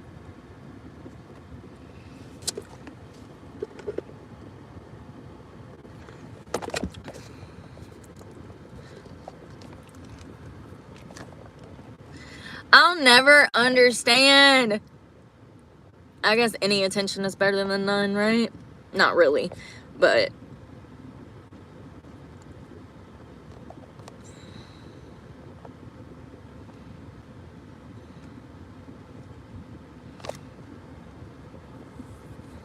how can they make you?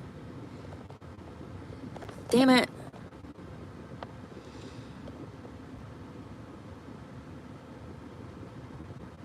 Yeah, I don't have super chat. I don't have anything like that. I'm not really like, I guess that's for like people that actually want to like branch out. This channel is not for anyone but me. I'm keeping a record of everything I'm living through because I'm tired of being gaslit into believing that I haven't lived through what I've lived through. It's pretty sad that time and time again I've ran into narcissistic abusers, but come to find out that if you've lived through any childhood trauma, any trauma in your life, you're actually more likely to be drawn to narcissism. Because the abuse seems normal. Because you were raised like that. So, I'm trying to learn to break behavioral patterns that I see in myself.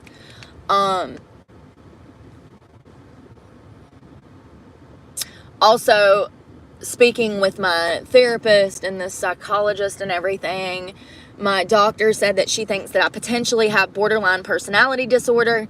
What that is, I thought that it was like bipolar disorder, y'all. I'm gonna be honest, I don't know a lot about mental health conditions except for the ones that I have, like ADHD, anxiety, and depression. But borderline personality disorder is not a mental health illness. It's actually a personality disorder. Borderline personality disorder is where you've been through so many traumatic events, you don't know which way is up or down. A lot of people don't know who they are because they were with their abuser so long. They don't know who they are. They don't have an identity.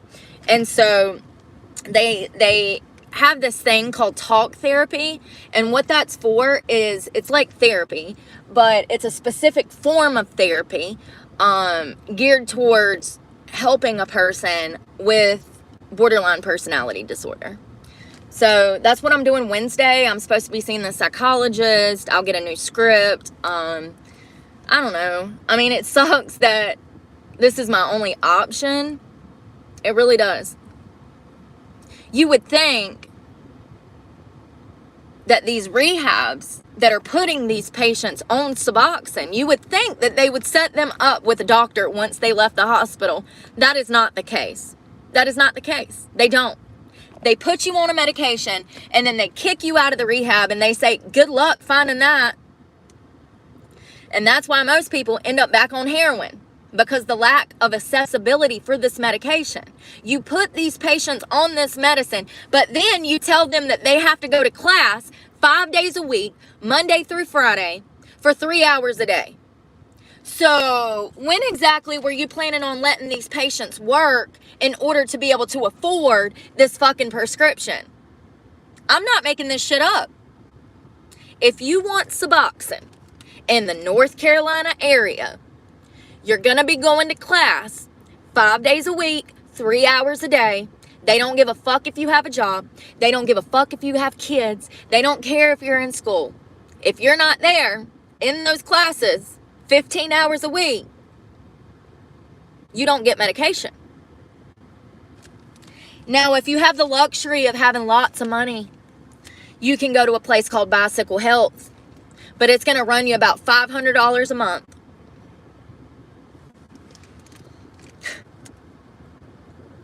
So it is impossible to get these medications, and it shouldn't be. Suboxone doesn't even get you high. So why are we controlling it to the point that patients who need it can't receive it?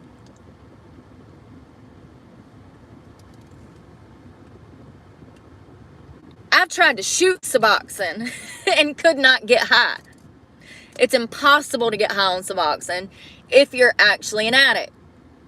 Now, somebody who's never done any drugs in their life, if they go take a fucking strip, it might fuck them up. It's gonna fuck them up. But for somebody who's in recovery, who has had years of experience with black tar and actual heroin, it's not gonna get them high. It doesn't work like that, unfortunately.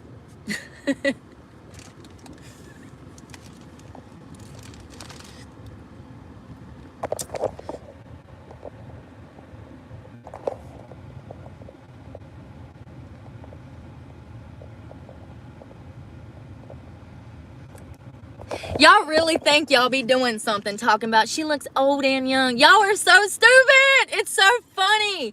It's so funny. It's so funny. Y'all really be thinking you're doing something, don't you? I'd love to see what you look like. Oh God, it's so sad. I feel bad for people. Like,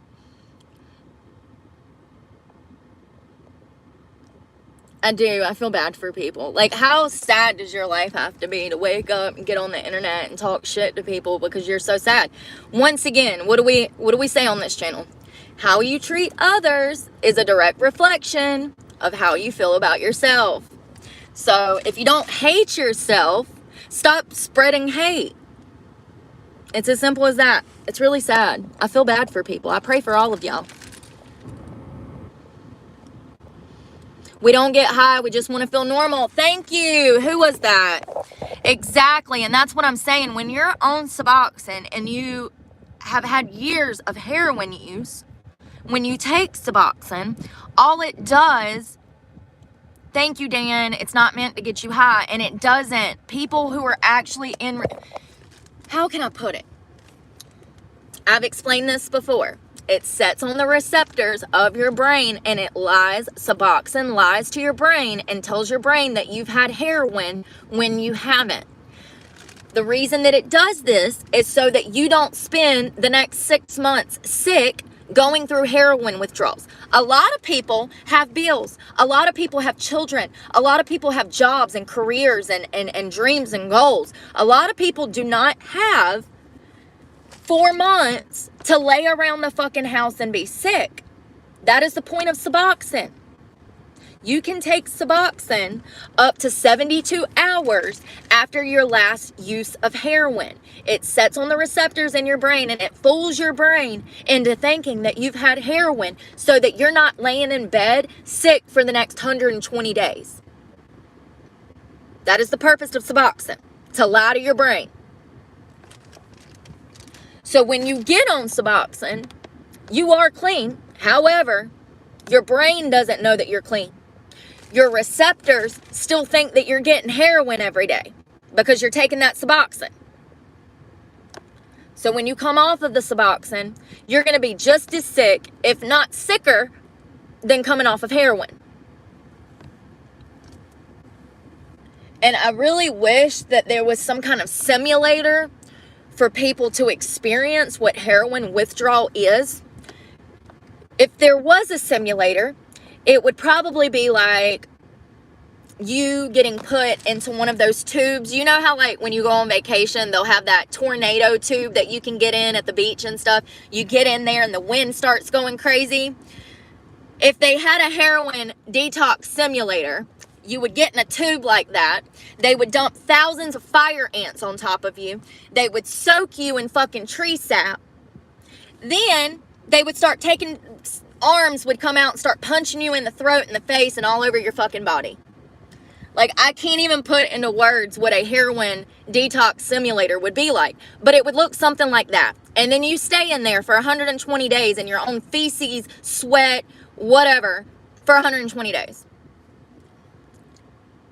Unable to walk to the bathroom, unable to feed yourself, unable to drink water.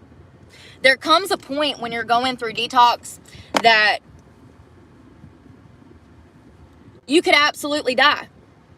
And these medical professionals out here care so much about you that they will lie to you and tell you that you can't die from heroin withdrawal. And it's bullshit. You can absolutely die from heroin withdrawal.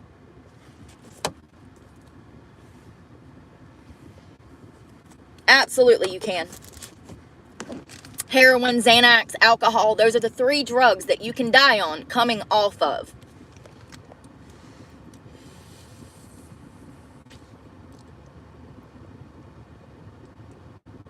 Lori, I'm so genuine. I mean, for real, I've never been to anybody's page and talked shit. But I'm also not a vindictive, evil, narcissistic piece of shit. So, yeah, it is funny. It's so funny. I mean, I was showing somebody the other day, some of these, because yeah. And, I mean, it's really embarrassing. Like, I would feel so embarrassed if I went to somebody's page.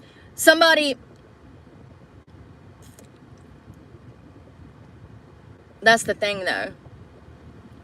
It just hit me like a ton of bricks.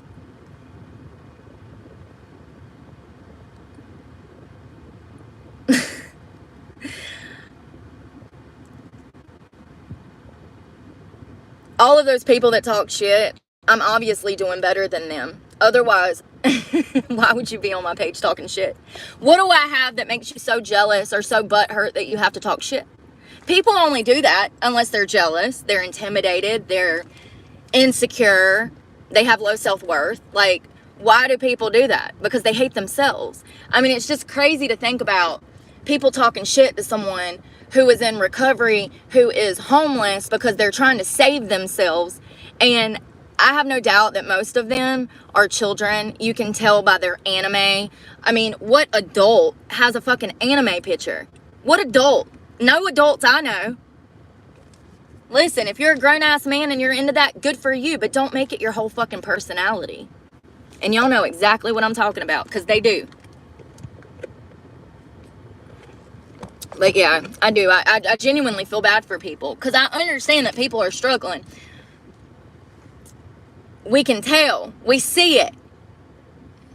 And it's sad when I'm doing better than most. And I'm homeless and jobless. It's sad. It's really sad. I feel bad for people, and I pray for y'all.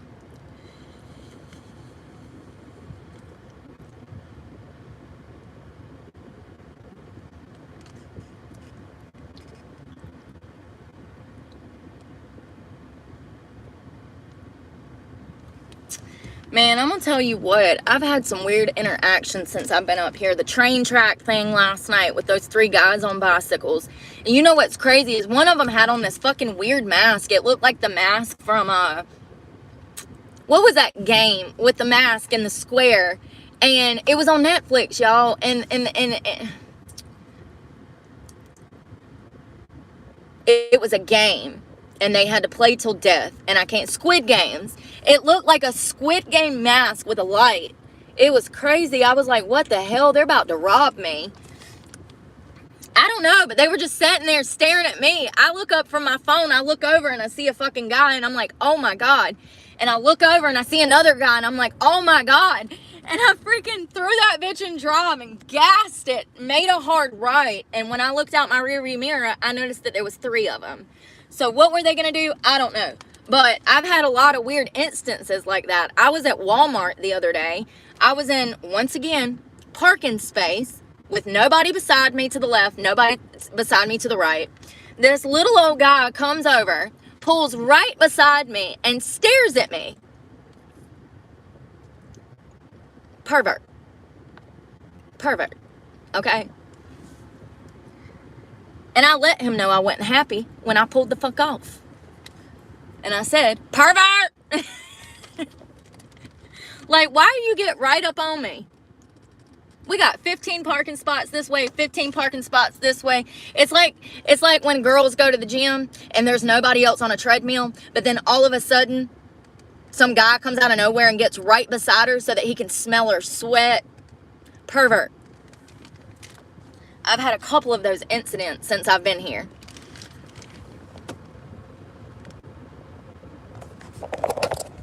Ah! And this is yesterday's coffee. I did get a cooler yesterday. I just emptied it this morning.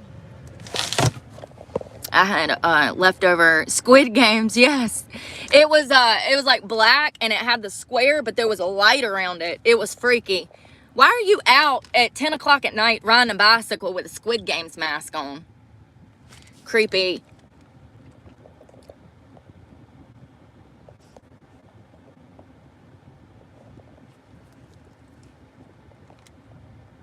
You know what's crazy to me is that people be like, why are you homeless? If you have to ask that in this economy, I'm not even going to answer.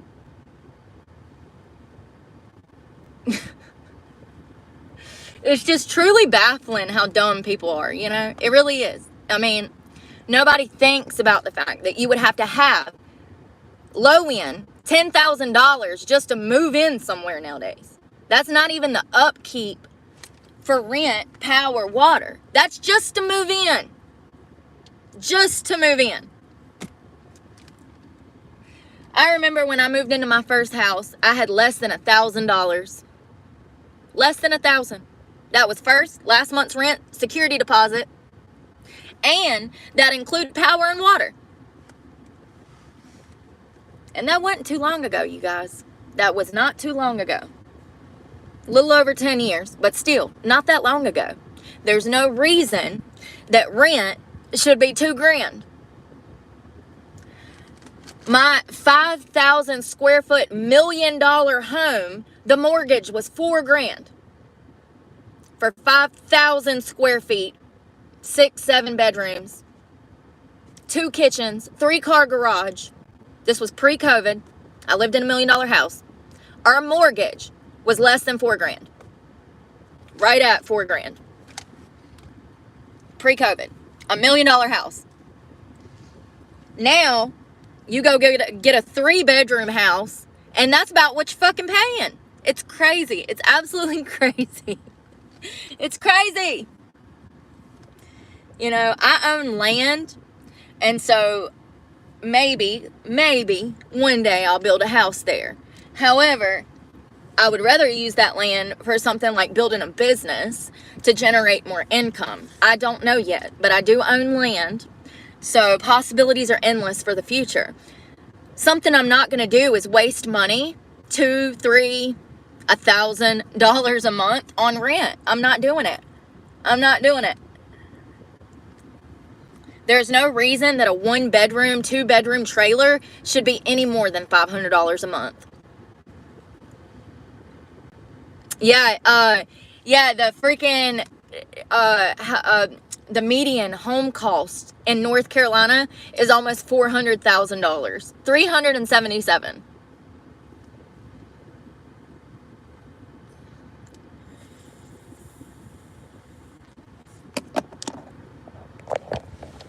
A studio in Denver, I run you about $2,000. That's crazy.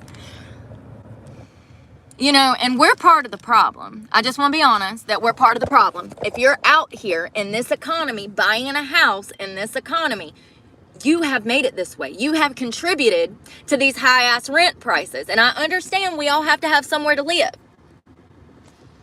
But do we? Like, do we? For $2,000? It's crazy.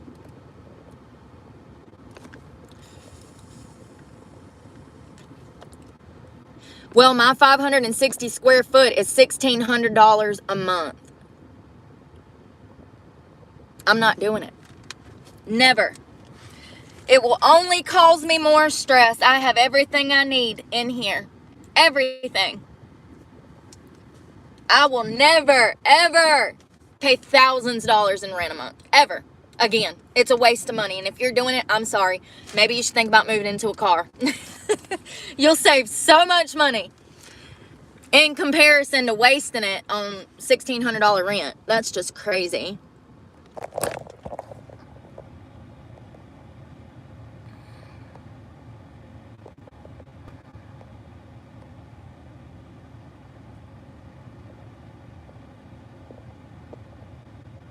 Somebody said you got evicted, blah, blah, blah, blah. So let me be clear.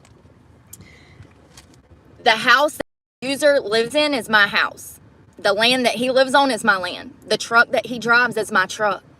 The money that's in his Roth RIA is my savings. Now, it may take me 6 years to get my property, my house, my truck, and my land back, but I will get it back.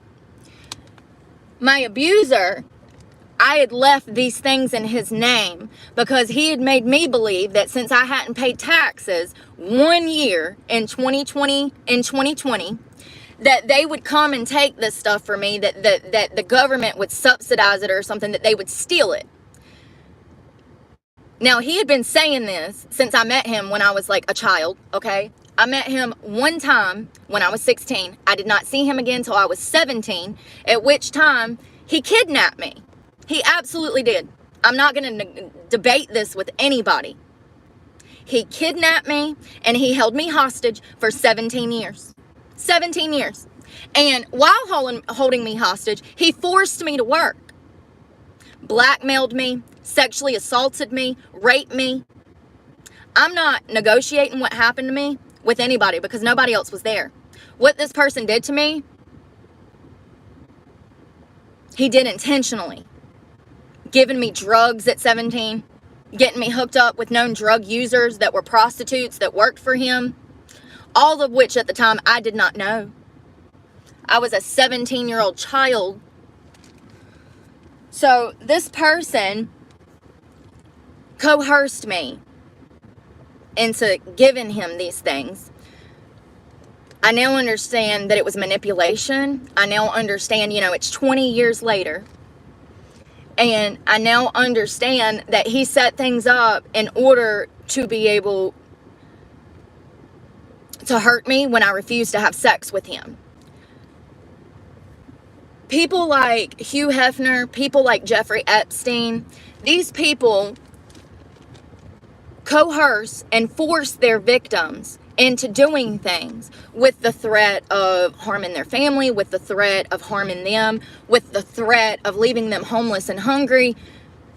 The blackmailing and the manipulation is so fucking heavy with people like this. My abuser is absolutely like Jeffrey Epstein. Him and his wife did the same things to me that Epstein and Ghislaine Maxwell did to those girls.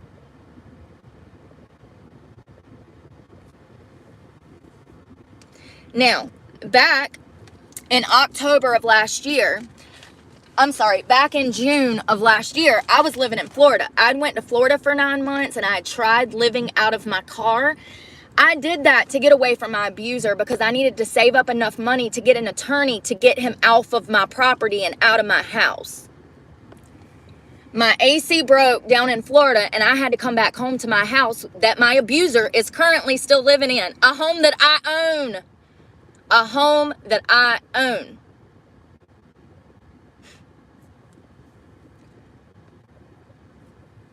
I came home and he wanted to fuck me and I refused to fuck him. I have not slept with that man since I got clean.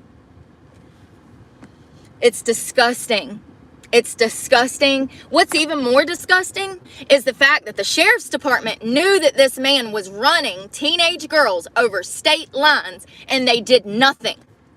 And matter of fact, when I tried to commit suicide in his home to escape the abuse, the sheriff's department picked me up from the hospital and drove me back to his fucking house.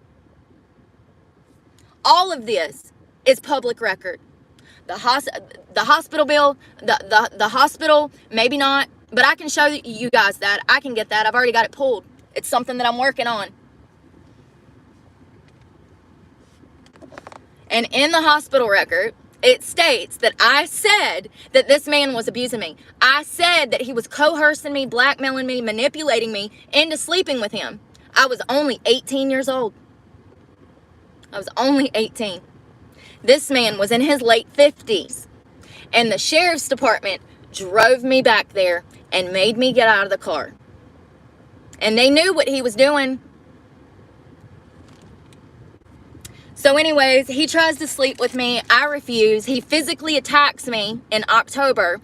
I call the sheriff's department. I said, y'all got to get somebody out here. This son of a bitch has done gone crazy. He actually threw me against a door and started wailing on me at the front door. I had on a silk robe. I slide down into the door jamb. My feet are my feet are up like this. My back is on the ground. And I just start kicking because he's punching me in the face. Now, I know it's a little hard to believe that this 70-something-year-old man attacked me like this, but he absolutely fucking did. I was shocked when it happened. I was shocked. I was genuinely shocked. And it was all because I wouldn't sleep with him. Disgusting. So he attacks me as I'm coming out of a shower with nothing but a robe on to try to humiliate me. Well, he ended up getting a bloody nose. And I called the cops. And the cops come and said that I was going to go to jail for assault. So once again, for the 100th time, the law is on his side. He has weaponized the court system against the actual victim. When they know that he owned an escort service for 20 years. When they know there's women currently sitting in jail that worked for him 20 years ago. Women that will absolutely be getting out of jail, and he will meet them at the courthouse with drugs, ready to fuck them. He's nasty. He's a pervert. And I will be and am coming for him in court. He watches my channel, you know, cause I'm such a bad person, you know. I'm such a bad person. He stalks me on all of my social media. Stalks me. But he'll never speak up and defend himself because he's a coward. These type of people are people like Epstein, people like fucking Randy Roberts. They're perverts. They're weirdos. And he absolutely knew that I had no family. He absolutely knew that I was homeless. He absolutely knew that I had no income. And he used that against me, trying to act like my fucking savior. And he held me hostage. I've never been able to have a happy relationship because of this person. Even though I considered him family, I called him my Uncle Randy, I could never have a happy life. He would never allow that to happen because he's always bitter that I never loved him in the way that he loved me. And I'm sorry that you are 60 years fucking older than me. I'm sorry. I should have never been put in the predicament to even have to sleep with your nasty ass. But you knew what you were doing. I was a 17-year-old child. You knew exactly what you were doing. So, yes, my abuser evicted me because I wouldn't suck his dick. But that's okay, because he's going to be getting evicted out of my home. And he's going to have to hand over all of the money that he stole from me when he forced me to fucking strip.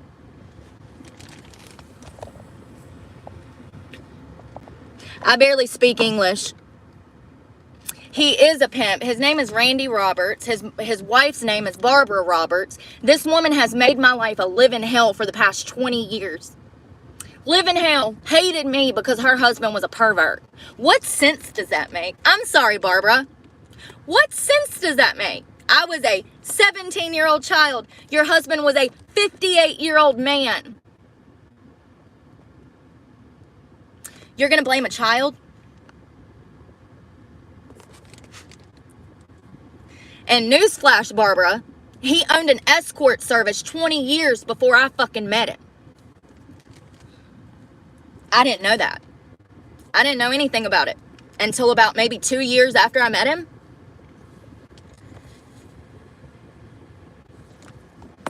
And here's how I know that he was trying to get me on drugs, because the women that he gave me money to go hang out with, they did drugs. And when I would ask them how they knew Randy, they would give me the runaround.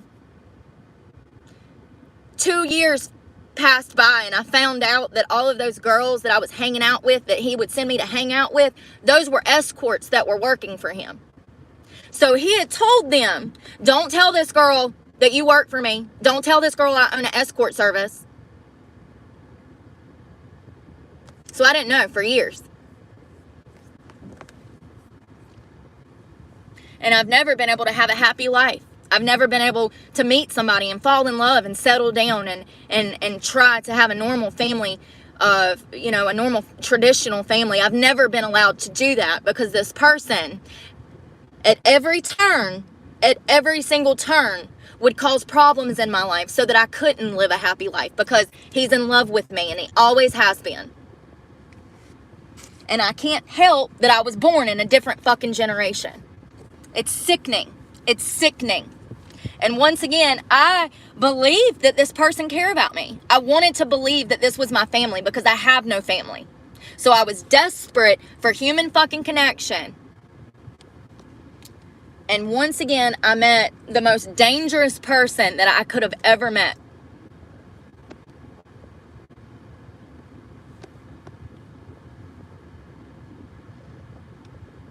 You know what's crazy is that if you wanted me gone so bad, why are you still texting me? Why are you still calling me? Why are you still watching my channel? Why are you still stalking me? See, that's the manipulation part. I'm going to kick you out of your own fucking home, and I know there's nothing you can do about it because we never switched the deed over. But when you decide that you want to behave, I'll let you come back. And that's exactly what he'd do. I could text him right now and say, hey, I want to come home. He'd be like, come on. This is not the first time he tried to kick me out. Actually, it's probably the 12th. It's part of his game. It's part of their manipulation. These fucking abusers will use any tool that they can to harm you. Because they're sick perverts. He should have never been interested in a 16, 17, 18, 19, 20-year-old child anyways. What type of man at 58 even can hold a conversation with a 17, 18-year-old child? That tells you his mentality right there. These shorts are really short.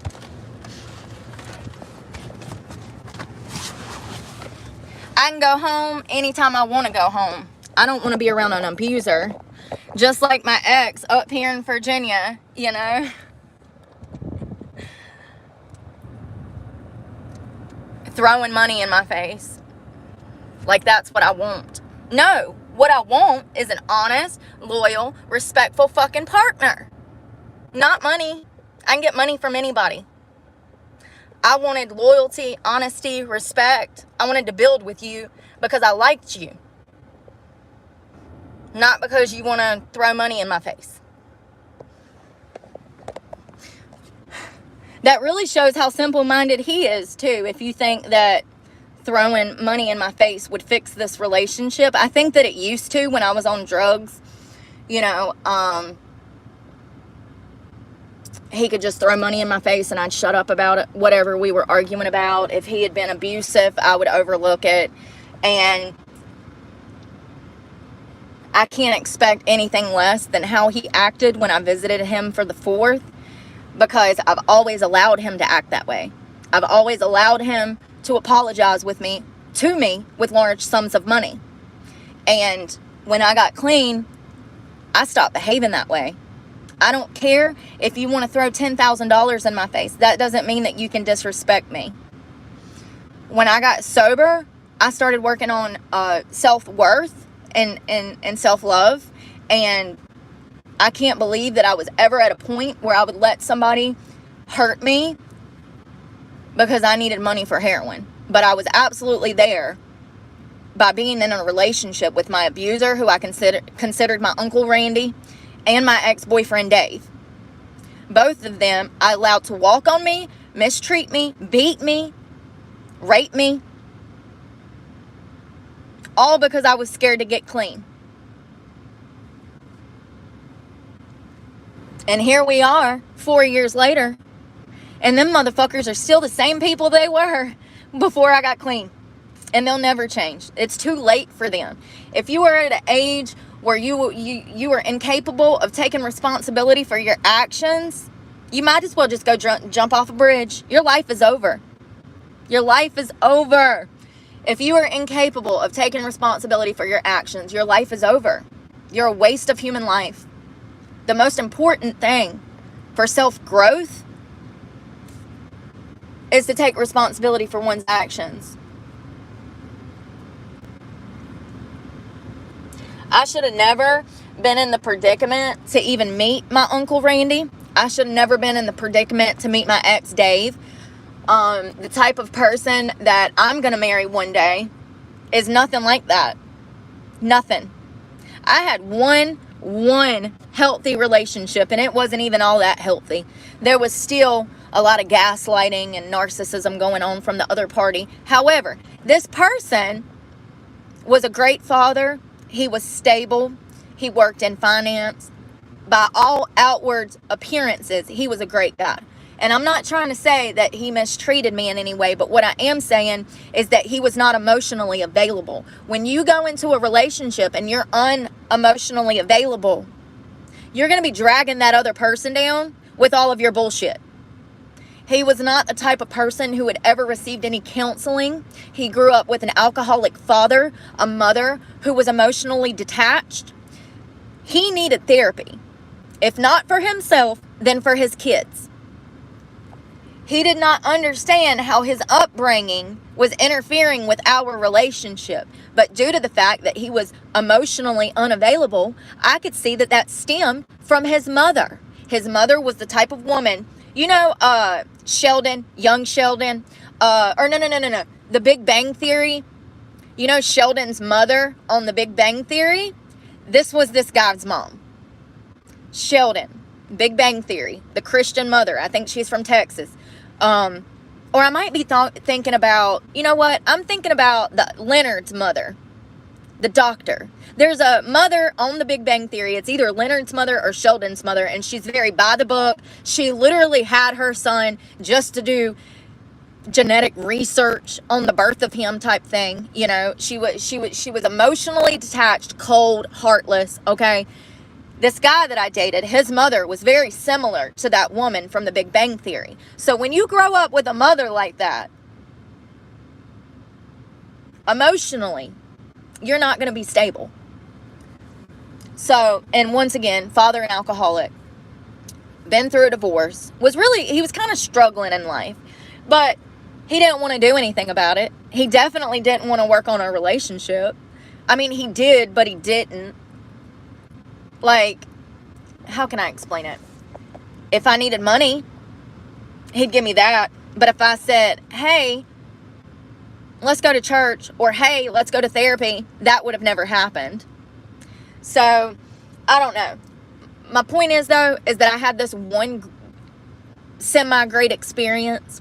I saw how this man raised his child, and that was life-changing for me, because I thought that all parents beat the shit out of their kids. I thought that all fathers molested their daughters. Like, it's kind of weird when you grow up in that environment, the environment that I grew up in, and then you meet somebody who is an amazing father. When I say that he was an amazing father, and he wasn't a bad guy. He just did not need to be in a relationship. Once again, we have so many people out here looking for a relationship, and they don't even have the mental stability to be in a relationship. They get in a relationship and they drag the other person down with all of their bullshit.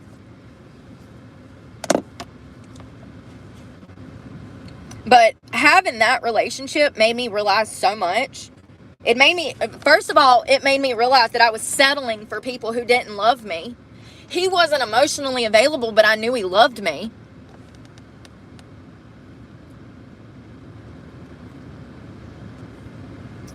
So I wrote this on something. I don't remember what it was. It was like this freaking video or something. It says, the first 2 years of my life, I grew up in a toxic, violent, alcoholic, domestic situation. By 6 years old, I was molested by my bio father. By 10, I was molested again by a church member. By 12, I was put into foster care. By 14, I was sentenced to Juvenile Youth Development Center for 2 years, jail for kids. 14 to 16 was sexually abused by a CO at this detention center. 16, my stepfather then molested me. 18, my mother became terminally ill with cancer. By 19, she died. I then fell into the hands of a sex trafficker for 17 years. He kept me for his personal use. I also did 5 years in maximum security prison, 15 years or more of black tar heroin. I've been sober for 4 years. It's only been in my new recovery that I've realized how all of these events caused me to go down so many wrong roads. My parents did not know any better, but I do.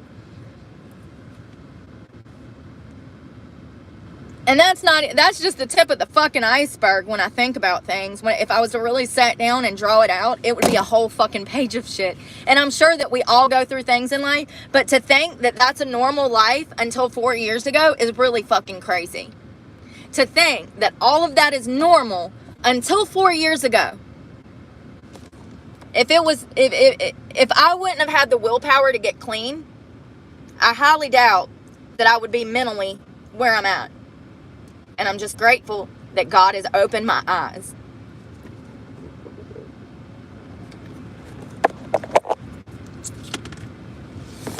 Well, I have 2 places that I'm going to look at today. One of them is called Mermaids.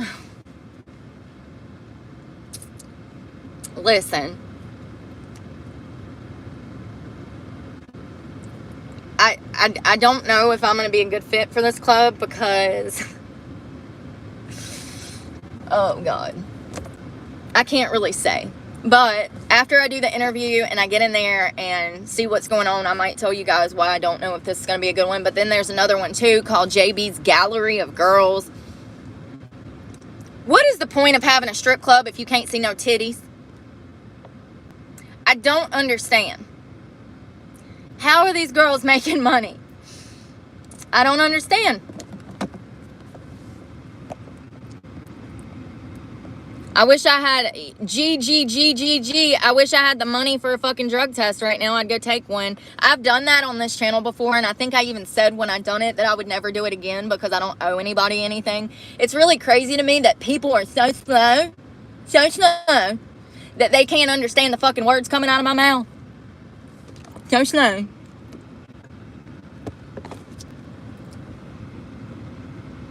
Oh, poor Sarah. You live a lonely life, don't you? Poor girl. Listen, if I got some free time, the last fucking place that I'm gonna be is on YouTube commenting on some bitch that I don't even know his page. Because I'm miserable in my life. Y'all really don't have nothing better to do. Y'all ain't got laundry to do, grocery shopping, bills to pay, a job to get to, a teacher to talk to. None of that, huh? None of that. Thank you, Jesse. None of that.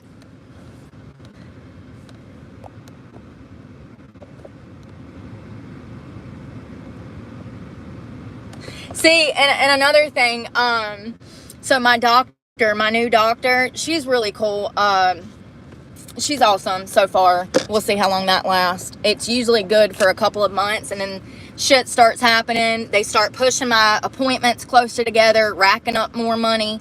You only have to see your doctor every 30 to 31 days. I've had certain doctors that will money hustle me, and every 20 to 25 days I'm having an appointment instead of every 30 days like it's necessary. And the reason that they do that is because every time that you have a doctor's appointment, you're going to be paying over $100 to see that doctor. So if they can get those appointments closer together and you see them 14, 15 times in a year instead of 12 times in a year because there's only 12 months in a year, then that means that they get an additional $200, $300, $500 off of you. It's scammy. It's scammy. So scammy. It should not be this hard to get a medication that the state put me on. I went to a state-ran rehab. They're the ones that gave me the fucking Suboxone. I went home and did it myself because the rehab sucks so bad. They do not care about their patients. When you are in rehab, you need to rest. You need to hydrate. You need to eat. Most rehabs don't work like that. You're up at fucking 5 a.m. going to fucking group, trying not to shit yourself and throw up at the same time. You are seeing all kinds of psychologists and therapists who genuinely don't give a fuck about you. The only reason they're even paying you attention is because they're going to receive some money for you being in that bed. It's really sad when you think about the bigger picture, about people that want to be clean and the resources are just not there for them. And this is coming from somebody who wanted to be clean for years and there were no resources available for me. There was no one to help me. The last 2 years of my drug use, I wanted to be clean, but there was no one to help me because I didn't have insurance for them to charge and rack money up. It's really fucked up. Sobriety should be available for everyone that wants it.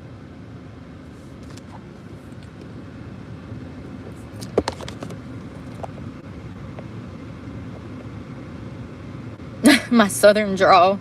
It ain't that bad. Yes, Bepperpenorin is the devil. So when you get clean, you have 3 options. You can go to methadone, which has like a 6% success rate. I posted this one time and it fucking fired people up. Methadone has a 6 to 10% success rate. That is it.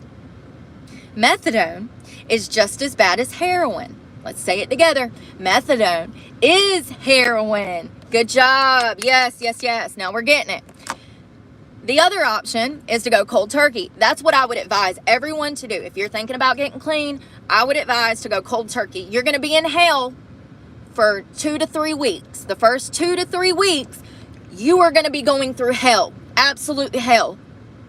But after 2-3 weeks, things are going to start to get better. If you're able to get IV, I would recommend that. Why rehabs do not require an IV for patients who are coming off of heroin makes no sense. It has everything to do with money. Everything to do with money. Those IVs are expensive. When I went to get them done after getting clean, my ex picked me up and took me every day. It was over $400 a day. $389 plus tax. And he took me every single day for about a week. Every time I would get that IV, I would feel about 50% better. If it was not for that IV, I would not be clean right now. And the Suboxone. If it was not for the IV and the Suboxone. But I would go cold turkey. The other third option is Suboxone. It's a money racket. It's incredibly hard to get. You're going to have to jump through so many fucking hoops that you might not be able to hold down a job while getting this medication. That's how hard it is. Once again, let me reiterate. If you want Suboxone in the North Carolina area, you're going to be going to class Monday through Friday, 3 hours a day. So you have to go into this hospital and go through rehab, outpatient rehab treatment for weeks. It's nonstop. It's not that you go 1 week and then they give you a script. No. No, no, no. You have to go every single fucking week in order to get every single fucking script. The moment that you miss class, you just don't have any medicine. So what if you work? What if you go to school? What if you have kids? Well, my friend, you're going to be sick. You're just not going to have any medicine. And that's how it works in North Carolina.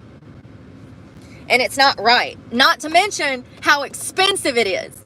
I've been buying Suboxone off the street up until October of last year because it was fucking cheaper.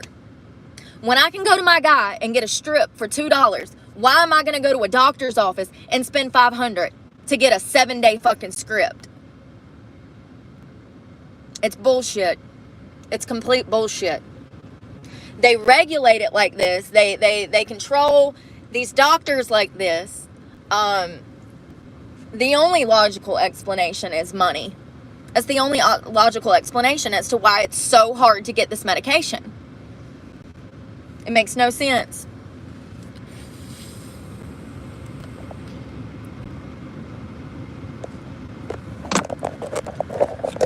I'm single by choice, you fucking idiot.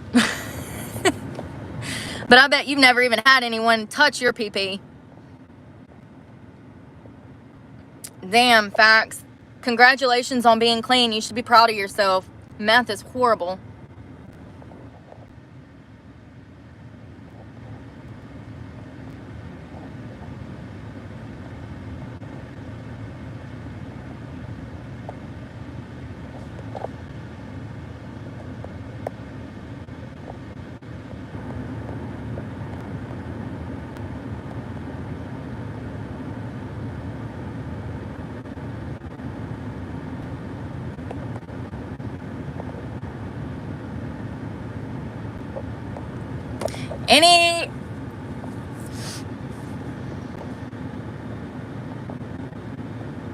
Any sex talk will get you blocked so quick. So quick. Y'all really be showing how simple-minded you are, don't you? Simple-minded as shit. So glad God gave me me. These comments make me grateful to be me. That's all I'm gonna say. Lord, life could have went the other way for me. I could be some basic bitch in somebody's private fucking chat talking shit. So sad. But once again, you give me motivation. People like you are one of the reasons I started this channel. I really was like, after getting clean, I said, is everybody fucking dumb? Has everybody lost their minds? Am I the only one left that's fucking normal? That's how I feel. I do. I look at society and I see so many fucking lost people. I don't understand what's going on. I mean, it couldn't quite have happened overnight. It couldn't have happened overnight, but it absolutely did. It's like COVID happened, and then it's just been fucking all, uphill, downhill from there? I mean, it really has. When you think about the type of people that are running around right now, in comparison to the type of people we had pre-COVID, it's just crazy. Where are all my vapes? It's just crazy. People are lost more than ever. Morally, spiritually, mentally, physically. Don't get me started on that. Hell, I read the other day that over half of Americans are fucking obese now. And when I say obese, I mean medically obese. That is like you're having health complications from having way too much weight on your bones. Over half of them. And then people want to say that I'm on meth because I take care of myself and I care about what I put in my body. Okay. But yeah, everywhere I go, I feel like I'm the only one that has any fucking sense anymore. It's really sad. And not only sense, but respect. What happened? What happened to respect? Being nice to people. What happened to that? You know what happened? People are actually genuinely fucking miserable and they hate themselves and they take it out on other people. So if it seems like people are getting meaner, it's because they are. Because people are struggling. People are stressed. And they're going to take it out on you. It's not right, but... And then people are just walking around like we're not fucking trillions of dollars in debt. Like the economy's not crashing. Like things are not going to shit in every aspect of life. And people are just walking around like la-di-da-di-da-di-da. Oh, I'll just put it on my credit card.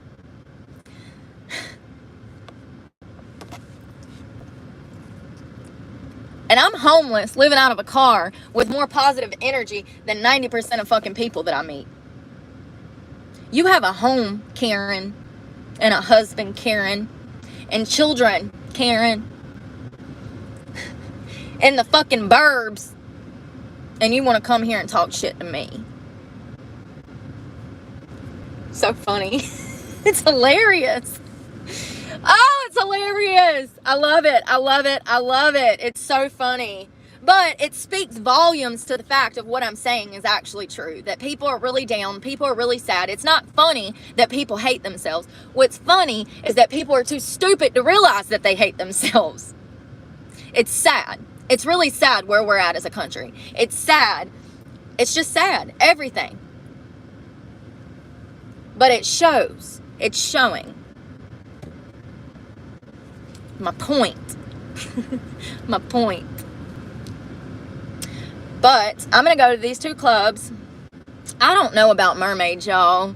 So it's, all right, let me just tell you the truth. So it says on their webpage that they're prejudiced against black girls. However, all of their pictures, most of them, not all, but most of their recent pictures on their website is black girls. So if they primarily hire black girls, they're not going to hire me. I don't work at booty clubs. I mean, do I know how to dance like that? Abso-fucking-lutely. Do I prefer to have some class about myself? Abso-fucking-lutely. Just because you're a stripper doesn't mean that you have to act like a whore, honey. Some of us have couth. Well, we used to. But that's why I'm old school. So, I just... There's a lot of politics that goes into dancing. And if it's being ran by somebody who is prejudiced against white people, which is what it looks like from the outside, which is why I'm going to go over there and check it out, because I don't like to make assumptions, but I do like to have an instinct before I walk in there. which is why I do my research. But I'm going to go over there and see what they got to say. You know, you would think a place called Mermaids would be geared towards the beach and like theatrical performing. I could literally do such a good, like a stage routine in a mermaid outfit. Maybe not the tail, but we can improvise. You know, you would think that a club called Mermaids would be geared towards the fucking beach because it's on the beach. We'll see. We'll see. The strippers that I saw last night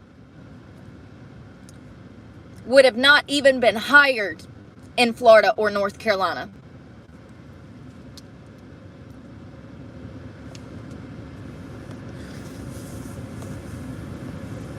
So I've talked about this before. You have gentlemen's clubs where you actually build a customer base. You get to know these guys one-on-one. They come in on a regular basis.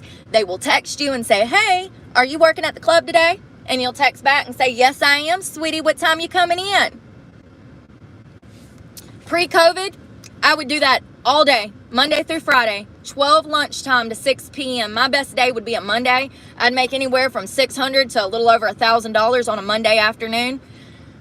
Pre-COVID, I was making around $2,000 to $5,000 a week. It pisses me off when I say that because I think about all the money that I made that I gave to my abuser to invest. I absolutely should not be going through the financial struggles that I'm going through right now. And one of the reasons that I talk about this is to let you ladies know, and men, do not trust anyone with your fucking money. Ever. I knew this man for almost 20 years. It was the only relative that I had. If I went to jail, he'd come bond me out. If I had a flat tire, he'd send a tow truck after me. This was my family. This was somebody who I thought I was going to be taking care of them in their elderly age. I thought that I was going to be there wiping his ass when he was no longer able to do it. And I was loyal enough that I would have actually done it. I would have been stupid doing it. Any man that is willing to hurt you for sex or the lack thereof is not a good person. This man came into my life with all intention of getting me strung out on drugs, of getting me charged criminally, because if I'm a felon, then I'm stuck with him. If I'm not a felon, then I can go back to school and make a life for myself. He made that impossible. Now, did he commit the charges? No. Did he give me the tools to commit the charges? Yes. So I'm not saying that it's his fault that I'm a felon. I'm not saying that. But what I am saying is that he gave me money, alcohol, drugs, Xanax, and a vehicle to go do these things. A lot of people are not going to be able to understand what I'm even saying when I say that these abusers, these people, they want you on drugs. They want you a criminal, because if you're a felon, then it's going to be so hard for you to find a fucking job. These men, these pimps, these escort agency runners, this is what they want. They go for women that already have these things. Isn't that great? When I met this man, I was joining the military. I had already took the ASFAB. I had a recruiter. I was 2 weeks out from signing my papers. Do you think that my abuser let me make it to that appointment?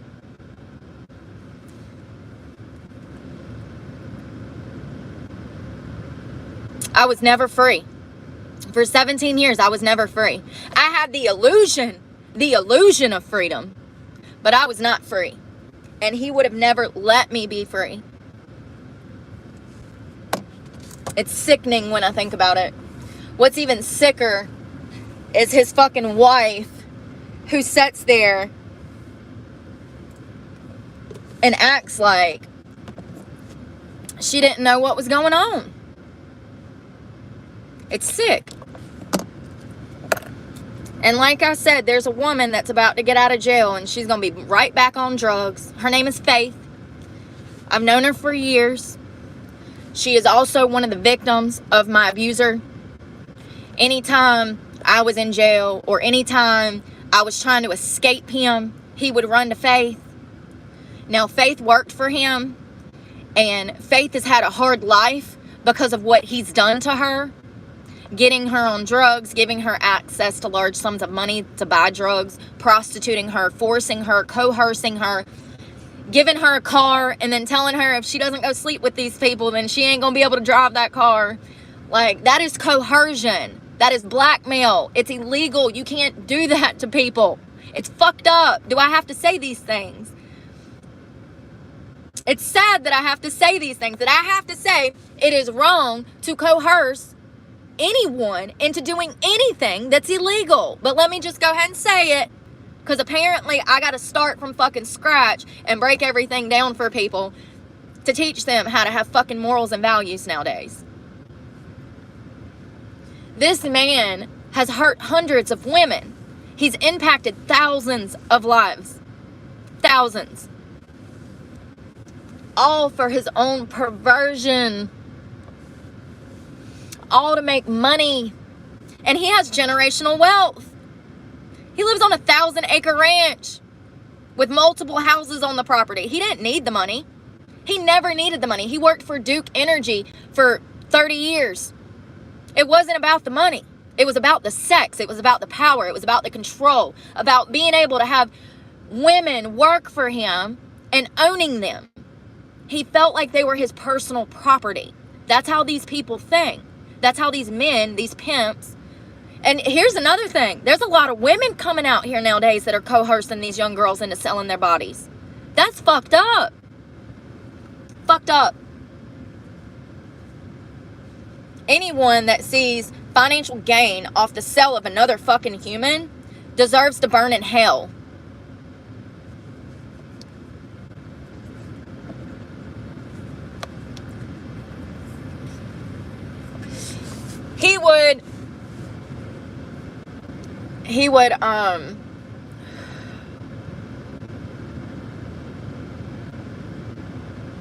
He would send these girls money in jail.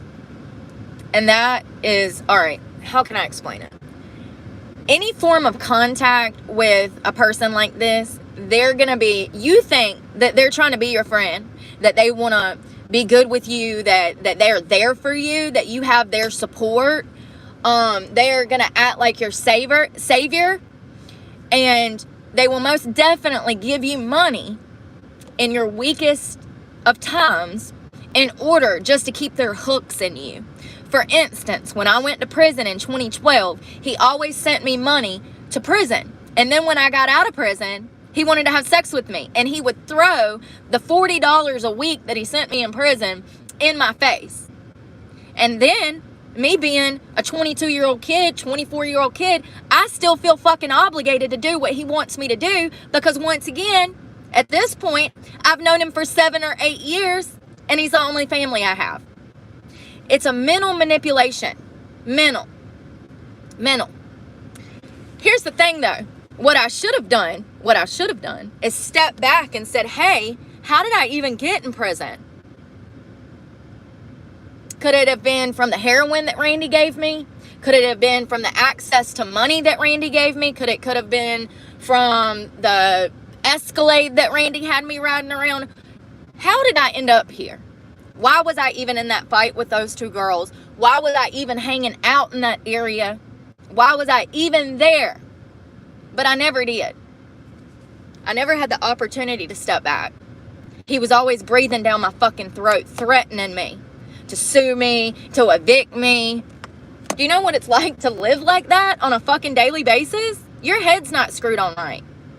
And then, you know, at that point, I hadn't even thought about dealing with all of the trauma that I'd been through.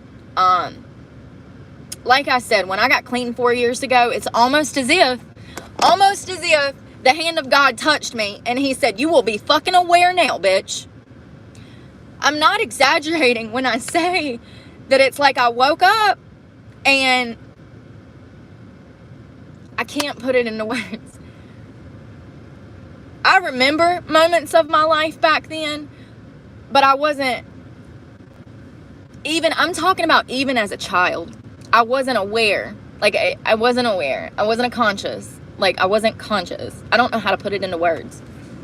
I remember bits and pieces of my childhood, but I don't remember anything up until I got clean. Like, that's when I become conscious. That's when I become aware of what was going on in the fucking world. Like, it literally overnight I woke up and the world has gone to shit. Literally. It's crazy that I'm even conscious, given the situation with the CPTSD and the potential borderline personality disorder, all of the trauma. I'm surprised that I remember anything. I'm surprised that I'm not on heavy medication, such as like lithium or Depakote or like mood stabilizers. I'm really genuinely grateful that I'm in my right frame of mind and that I have the self-awareness that I have right now, because I've never been here before. 4 years ago when I got clean, I jumped into a relationship and I was not focusing on me. I immediately jumped into a relationship and I shouldn't have. And what made it so bad is that I jumped into a relationship with somebody who had zero empathy and or understanding for anyone who's a recovering addict. So that's the crazy part. Like, I've never dated anybody who didn't understand the disease of addiction and how addiction works and why people use drugs. But this man knew nothing. He couldn't relate to me. He couldn't help me. And it ultimately would, I would leave because I just didn't feel like we were getting anywhere.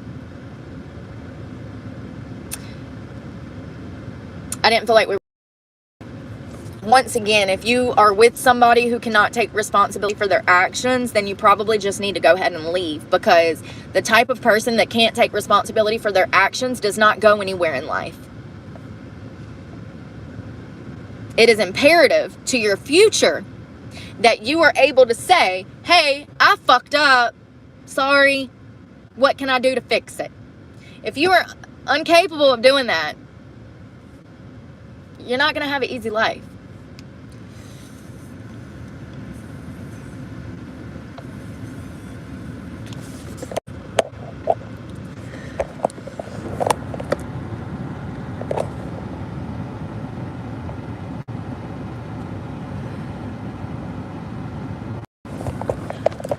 Why are y'all so hung up on THC and CBD? Like, this is how I know this is children. Pay attention. Only children are concerned with what other people are fucking doing. God, it's sad. It's so sad. I feel so bad for people.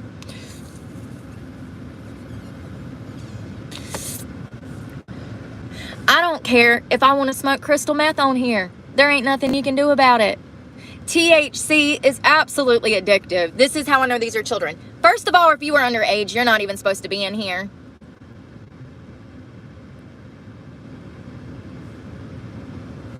It's definitely kids. Yeah, see? That's what I'm saying. And that's, I talk about this. I can't talk about vaccines on here. But children can be on YouTube shaking their ass and hitting splits in provocative manners. Like, y'all know exactly what I'm fucking talking about. It pisses me off. First of all, YouTube's guidelines states that no child under the age of 13 can be on YouTube. I don't know why. See, this is my problem that I have with society. Like, parents are the blame. Y'all buy the fucking devices. Why does a child need a cell phone? Do you not understand that you are giving them access to everything that is bad in the world by giving them a cell phone? When they can work a job, they can have a cell phone. How about that? When you get a job, you can get a phone. Like, I'm literally, listen.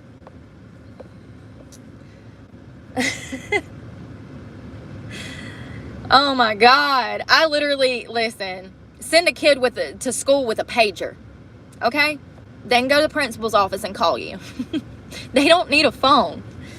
Maybe one of them old phones that's only got like 2 phone numbers on it, for like old people or something. But I'll be damned if I give my 6, 7, 8, 9, 10-year-old child a fucking cell phone. Y'all got some nerve. And then y'all be like, my kid's an angel. My kid would never. Your kid would. Your kid ain't different than any other fucking kid. Kids are curious. I dated this guy that had 2 kids, and he used to leave a loaded firearm, a loaded gun, just laying around him. And when I would kindly, politely mention that it's his responsibility as a gun owner to keep that thing locked up, non-accessible to his children, he would say, quote, my kids would never, Brooke. Okay. Tell that to the hundreds of thousands of other children that have passed away by accidental gun shootings, firings. It typically goes down. This is what typically happens, statistically speaking.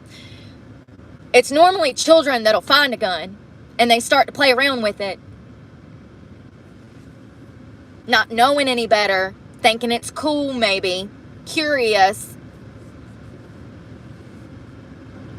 I mean, it's just crazy that parents have this attitude, my kid would never. I'm sorry, Brenda. Your kid's a brat. Yes, he would. Yes, he fucking would. Oh my God.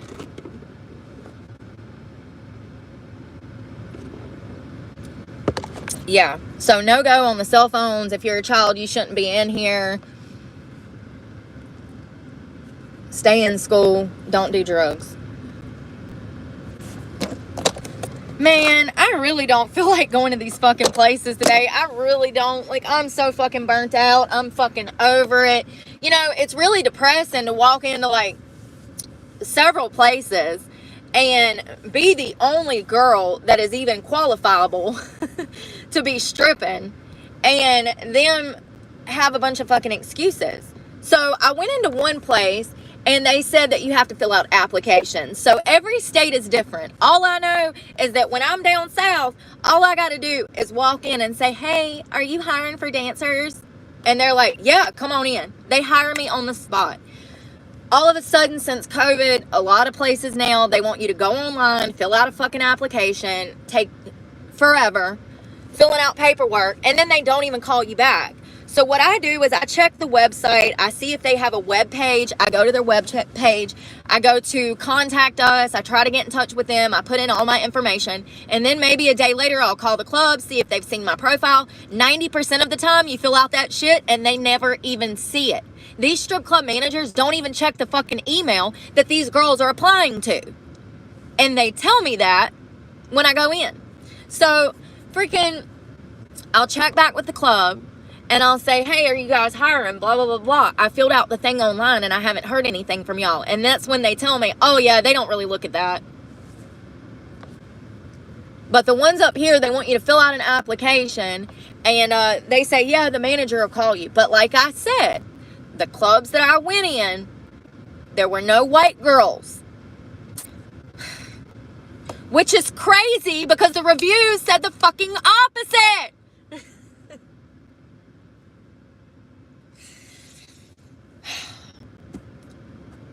So, just to be clear, a lot of clubs that hire only black girls, they don't want white girls because it causes problems. Gee, I wonder why. There's a lot of white clubs that are very racist towards black girls, and I don't agree with that. I've said this before, and I'm going to say it again because it's how I feel. These strip clubs need a collective of women. They need 1 or 3 from every fucking race. It just makes, everybody makes money that way. When you have women from all different kinds of backgrounds and you have a variety of women, it's just better for the club. The club makes more money. A lot of these clubs since COVID, they've went one way or the other, and I don't agree with it. And the clubs that I went to last night definitely have a prejudice against white strippers. It's apparent. There's no denying it. Now, the club that I got hired at, it was all black girls. It's not a problem for me. I just hope that they're nice to me. Because I'm a nice person. If you let me be.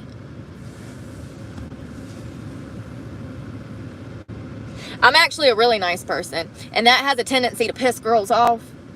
When I come in a mood and a smile, hey, how you doing? I'm Brooke. I just started. You know, they hate that. They're miserable. It's not my fault. So we'll see what happens at the club tomorrow, but I have 2 or 3 clubs that I'm gonna check out now. I'm genuinely wondering where the gentlemen's clubs are, because the clubs I've been to are shitholes.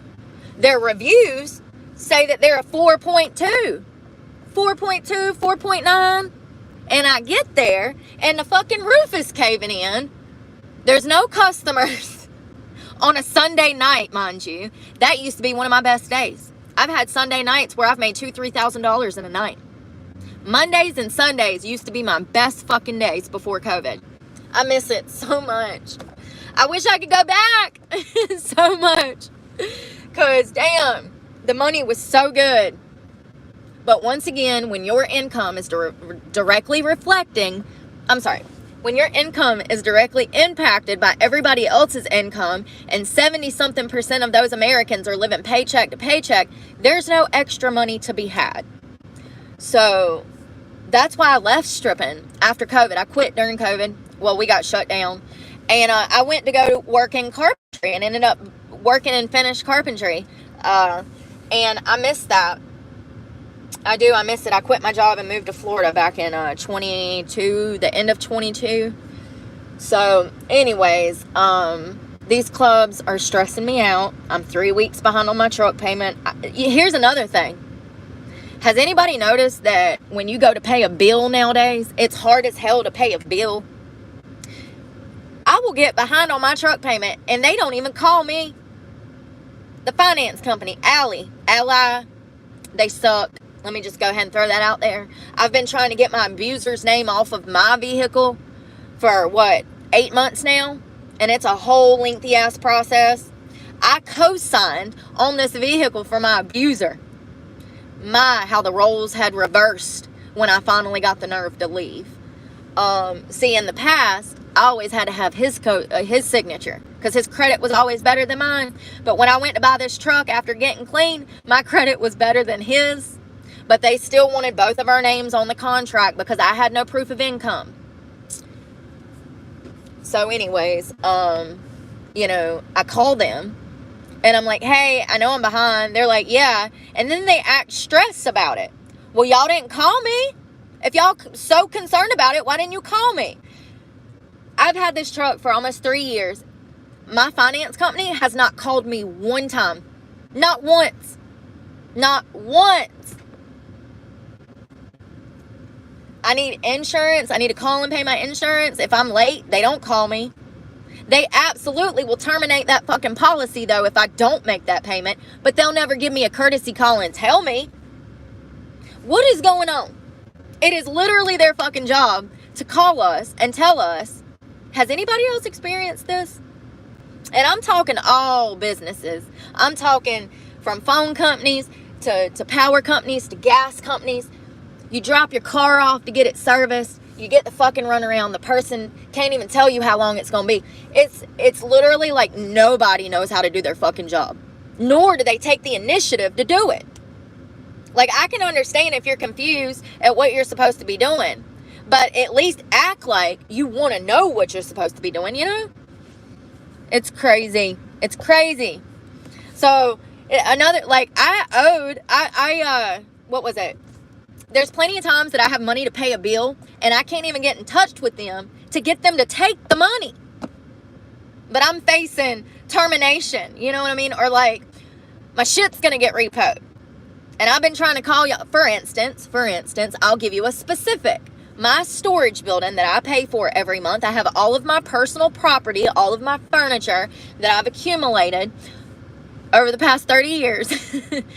I have it all in storage. Well, I pay that bill the first of every month. It's just $50. But I don't like to have to stress about that every first of the month because the lady that runs the storage company is absolutely predatory. She's so predatory.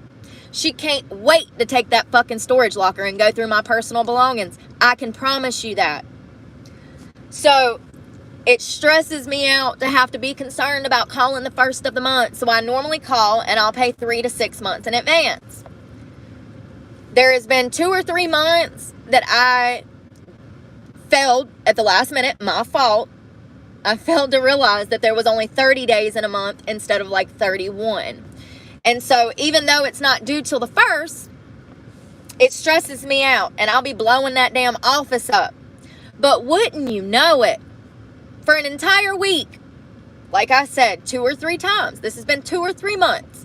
For an entire week, nobody answers that fucking call at the storage place to take my payment.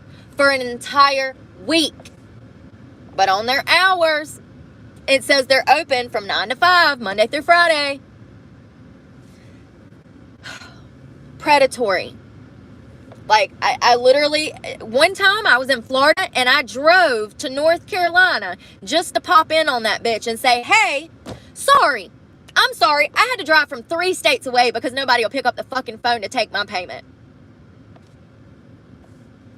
And then I got the runaround. Oh, I'm sorry. Da-da-da-da-da. Well, when'd you call? Predatory. And it's a damn shame I gotta hunt you down to give you money I owe you. It is literally your job to take the damn money.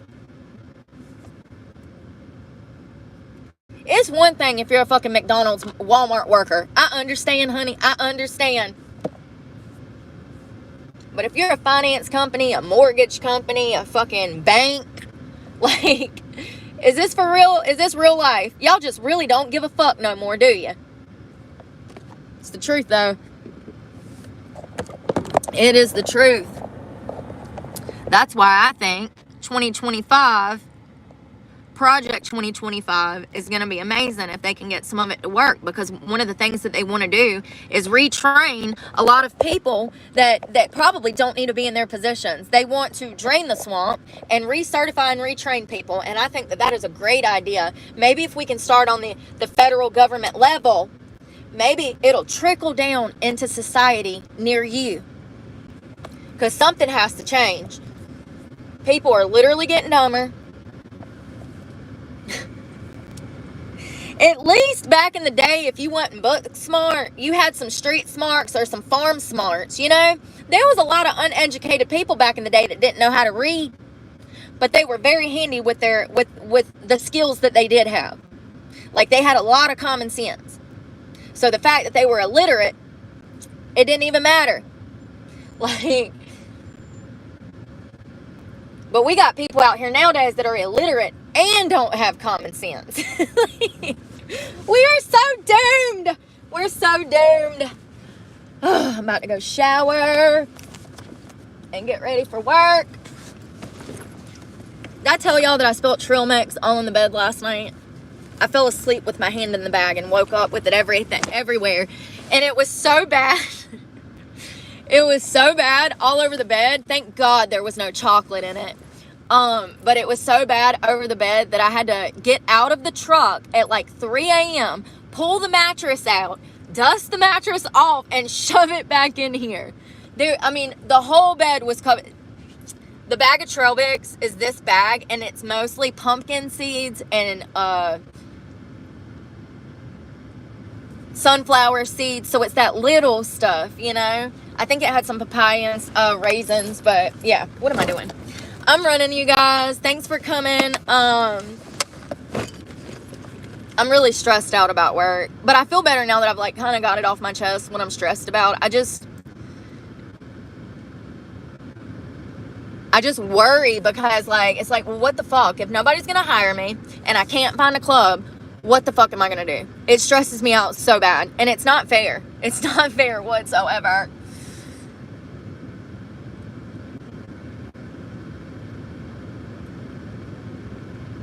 It's kind of sad that I feel like that if I was dumber, that I would be a lot farther in life. I don't know how to put that into words, but I just feel like if I was easier influenced and didn't have as good head on my shoulders, I feel like I would go farther. I feel like, I don't know how to explain it. But I love you guys. I'm praying for y'all. Pray for me because God knows I need it. And I'm going to go check these clubs out, and I'll check in with y'all at some point this week. Y'all be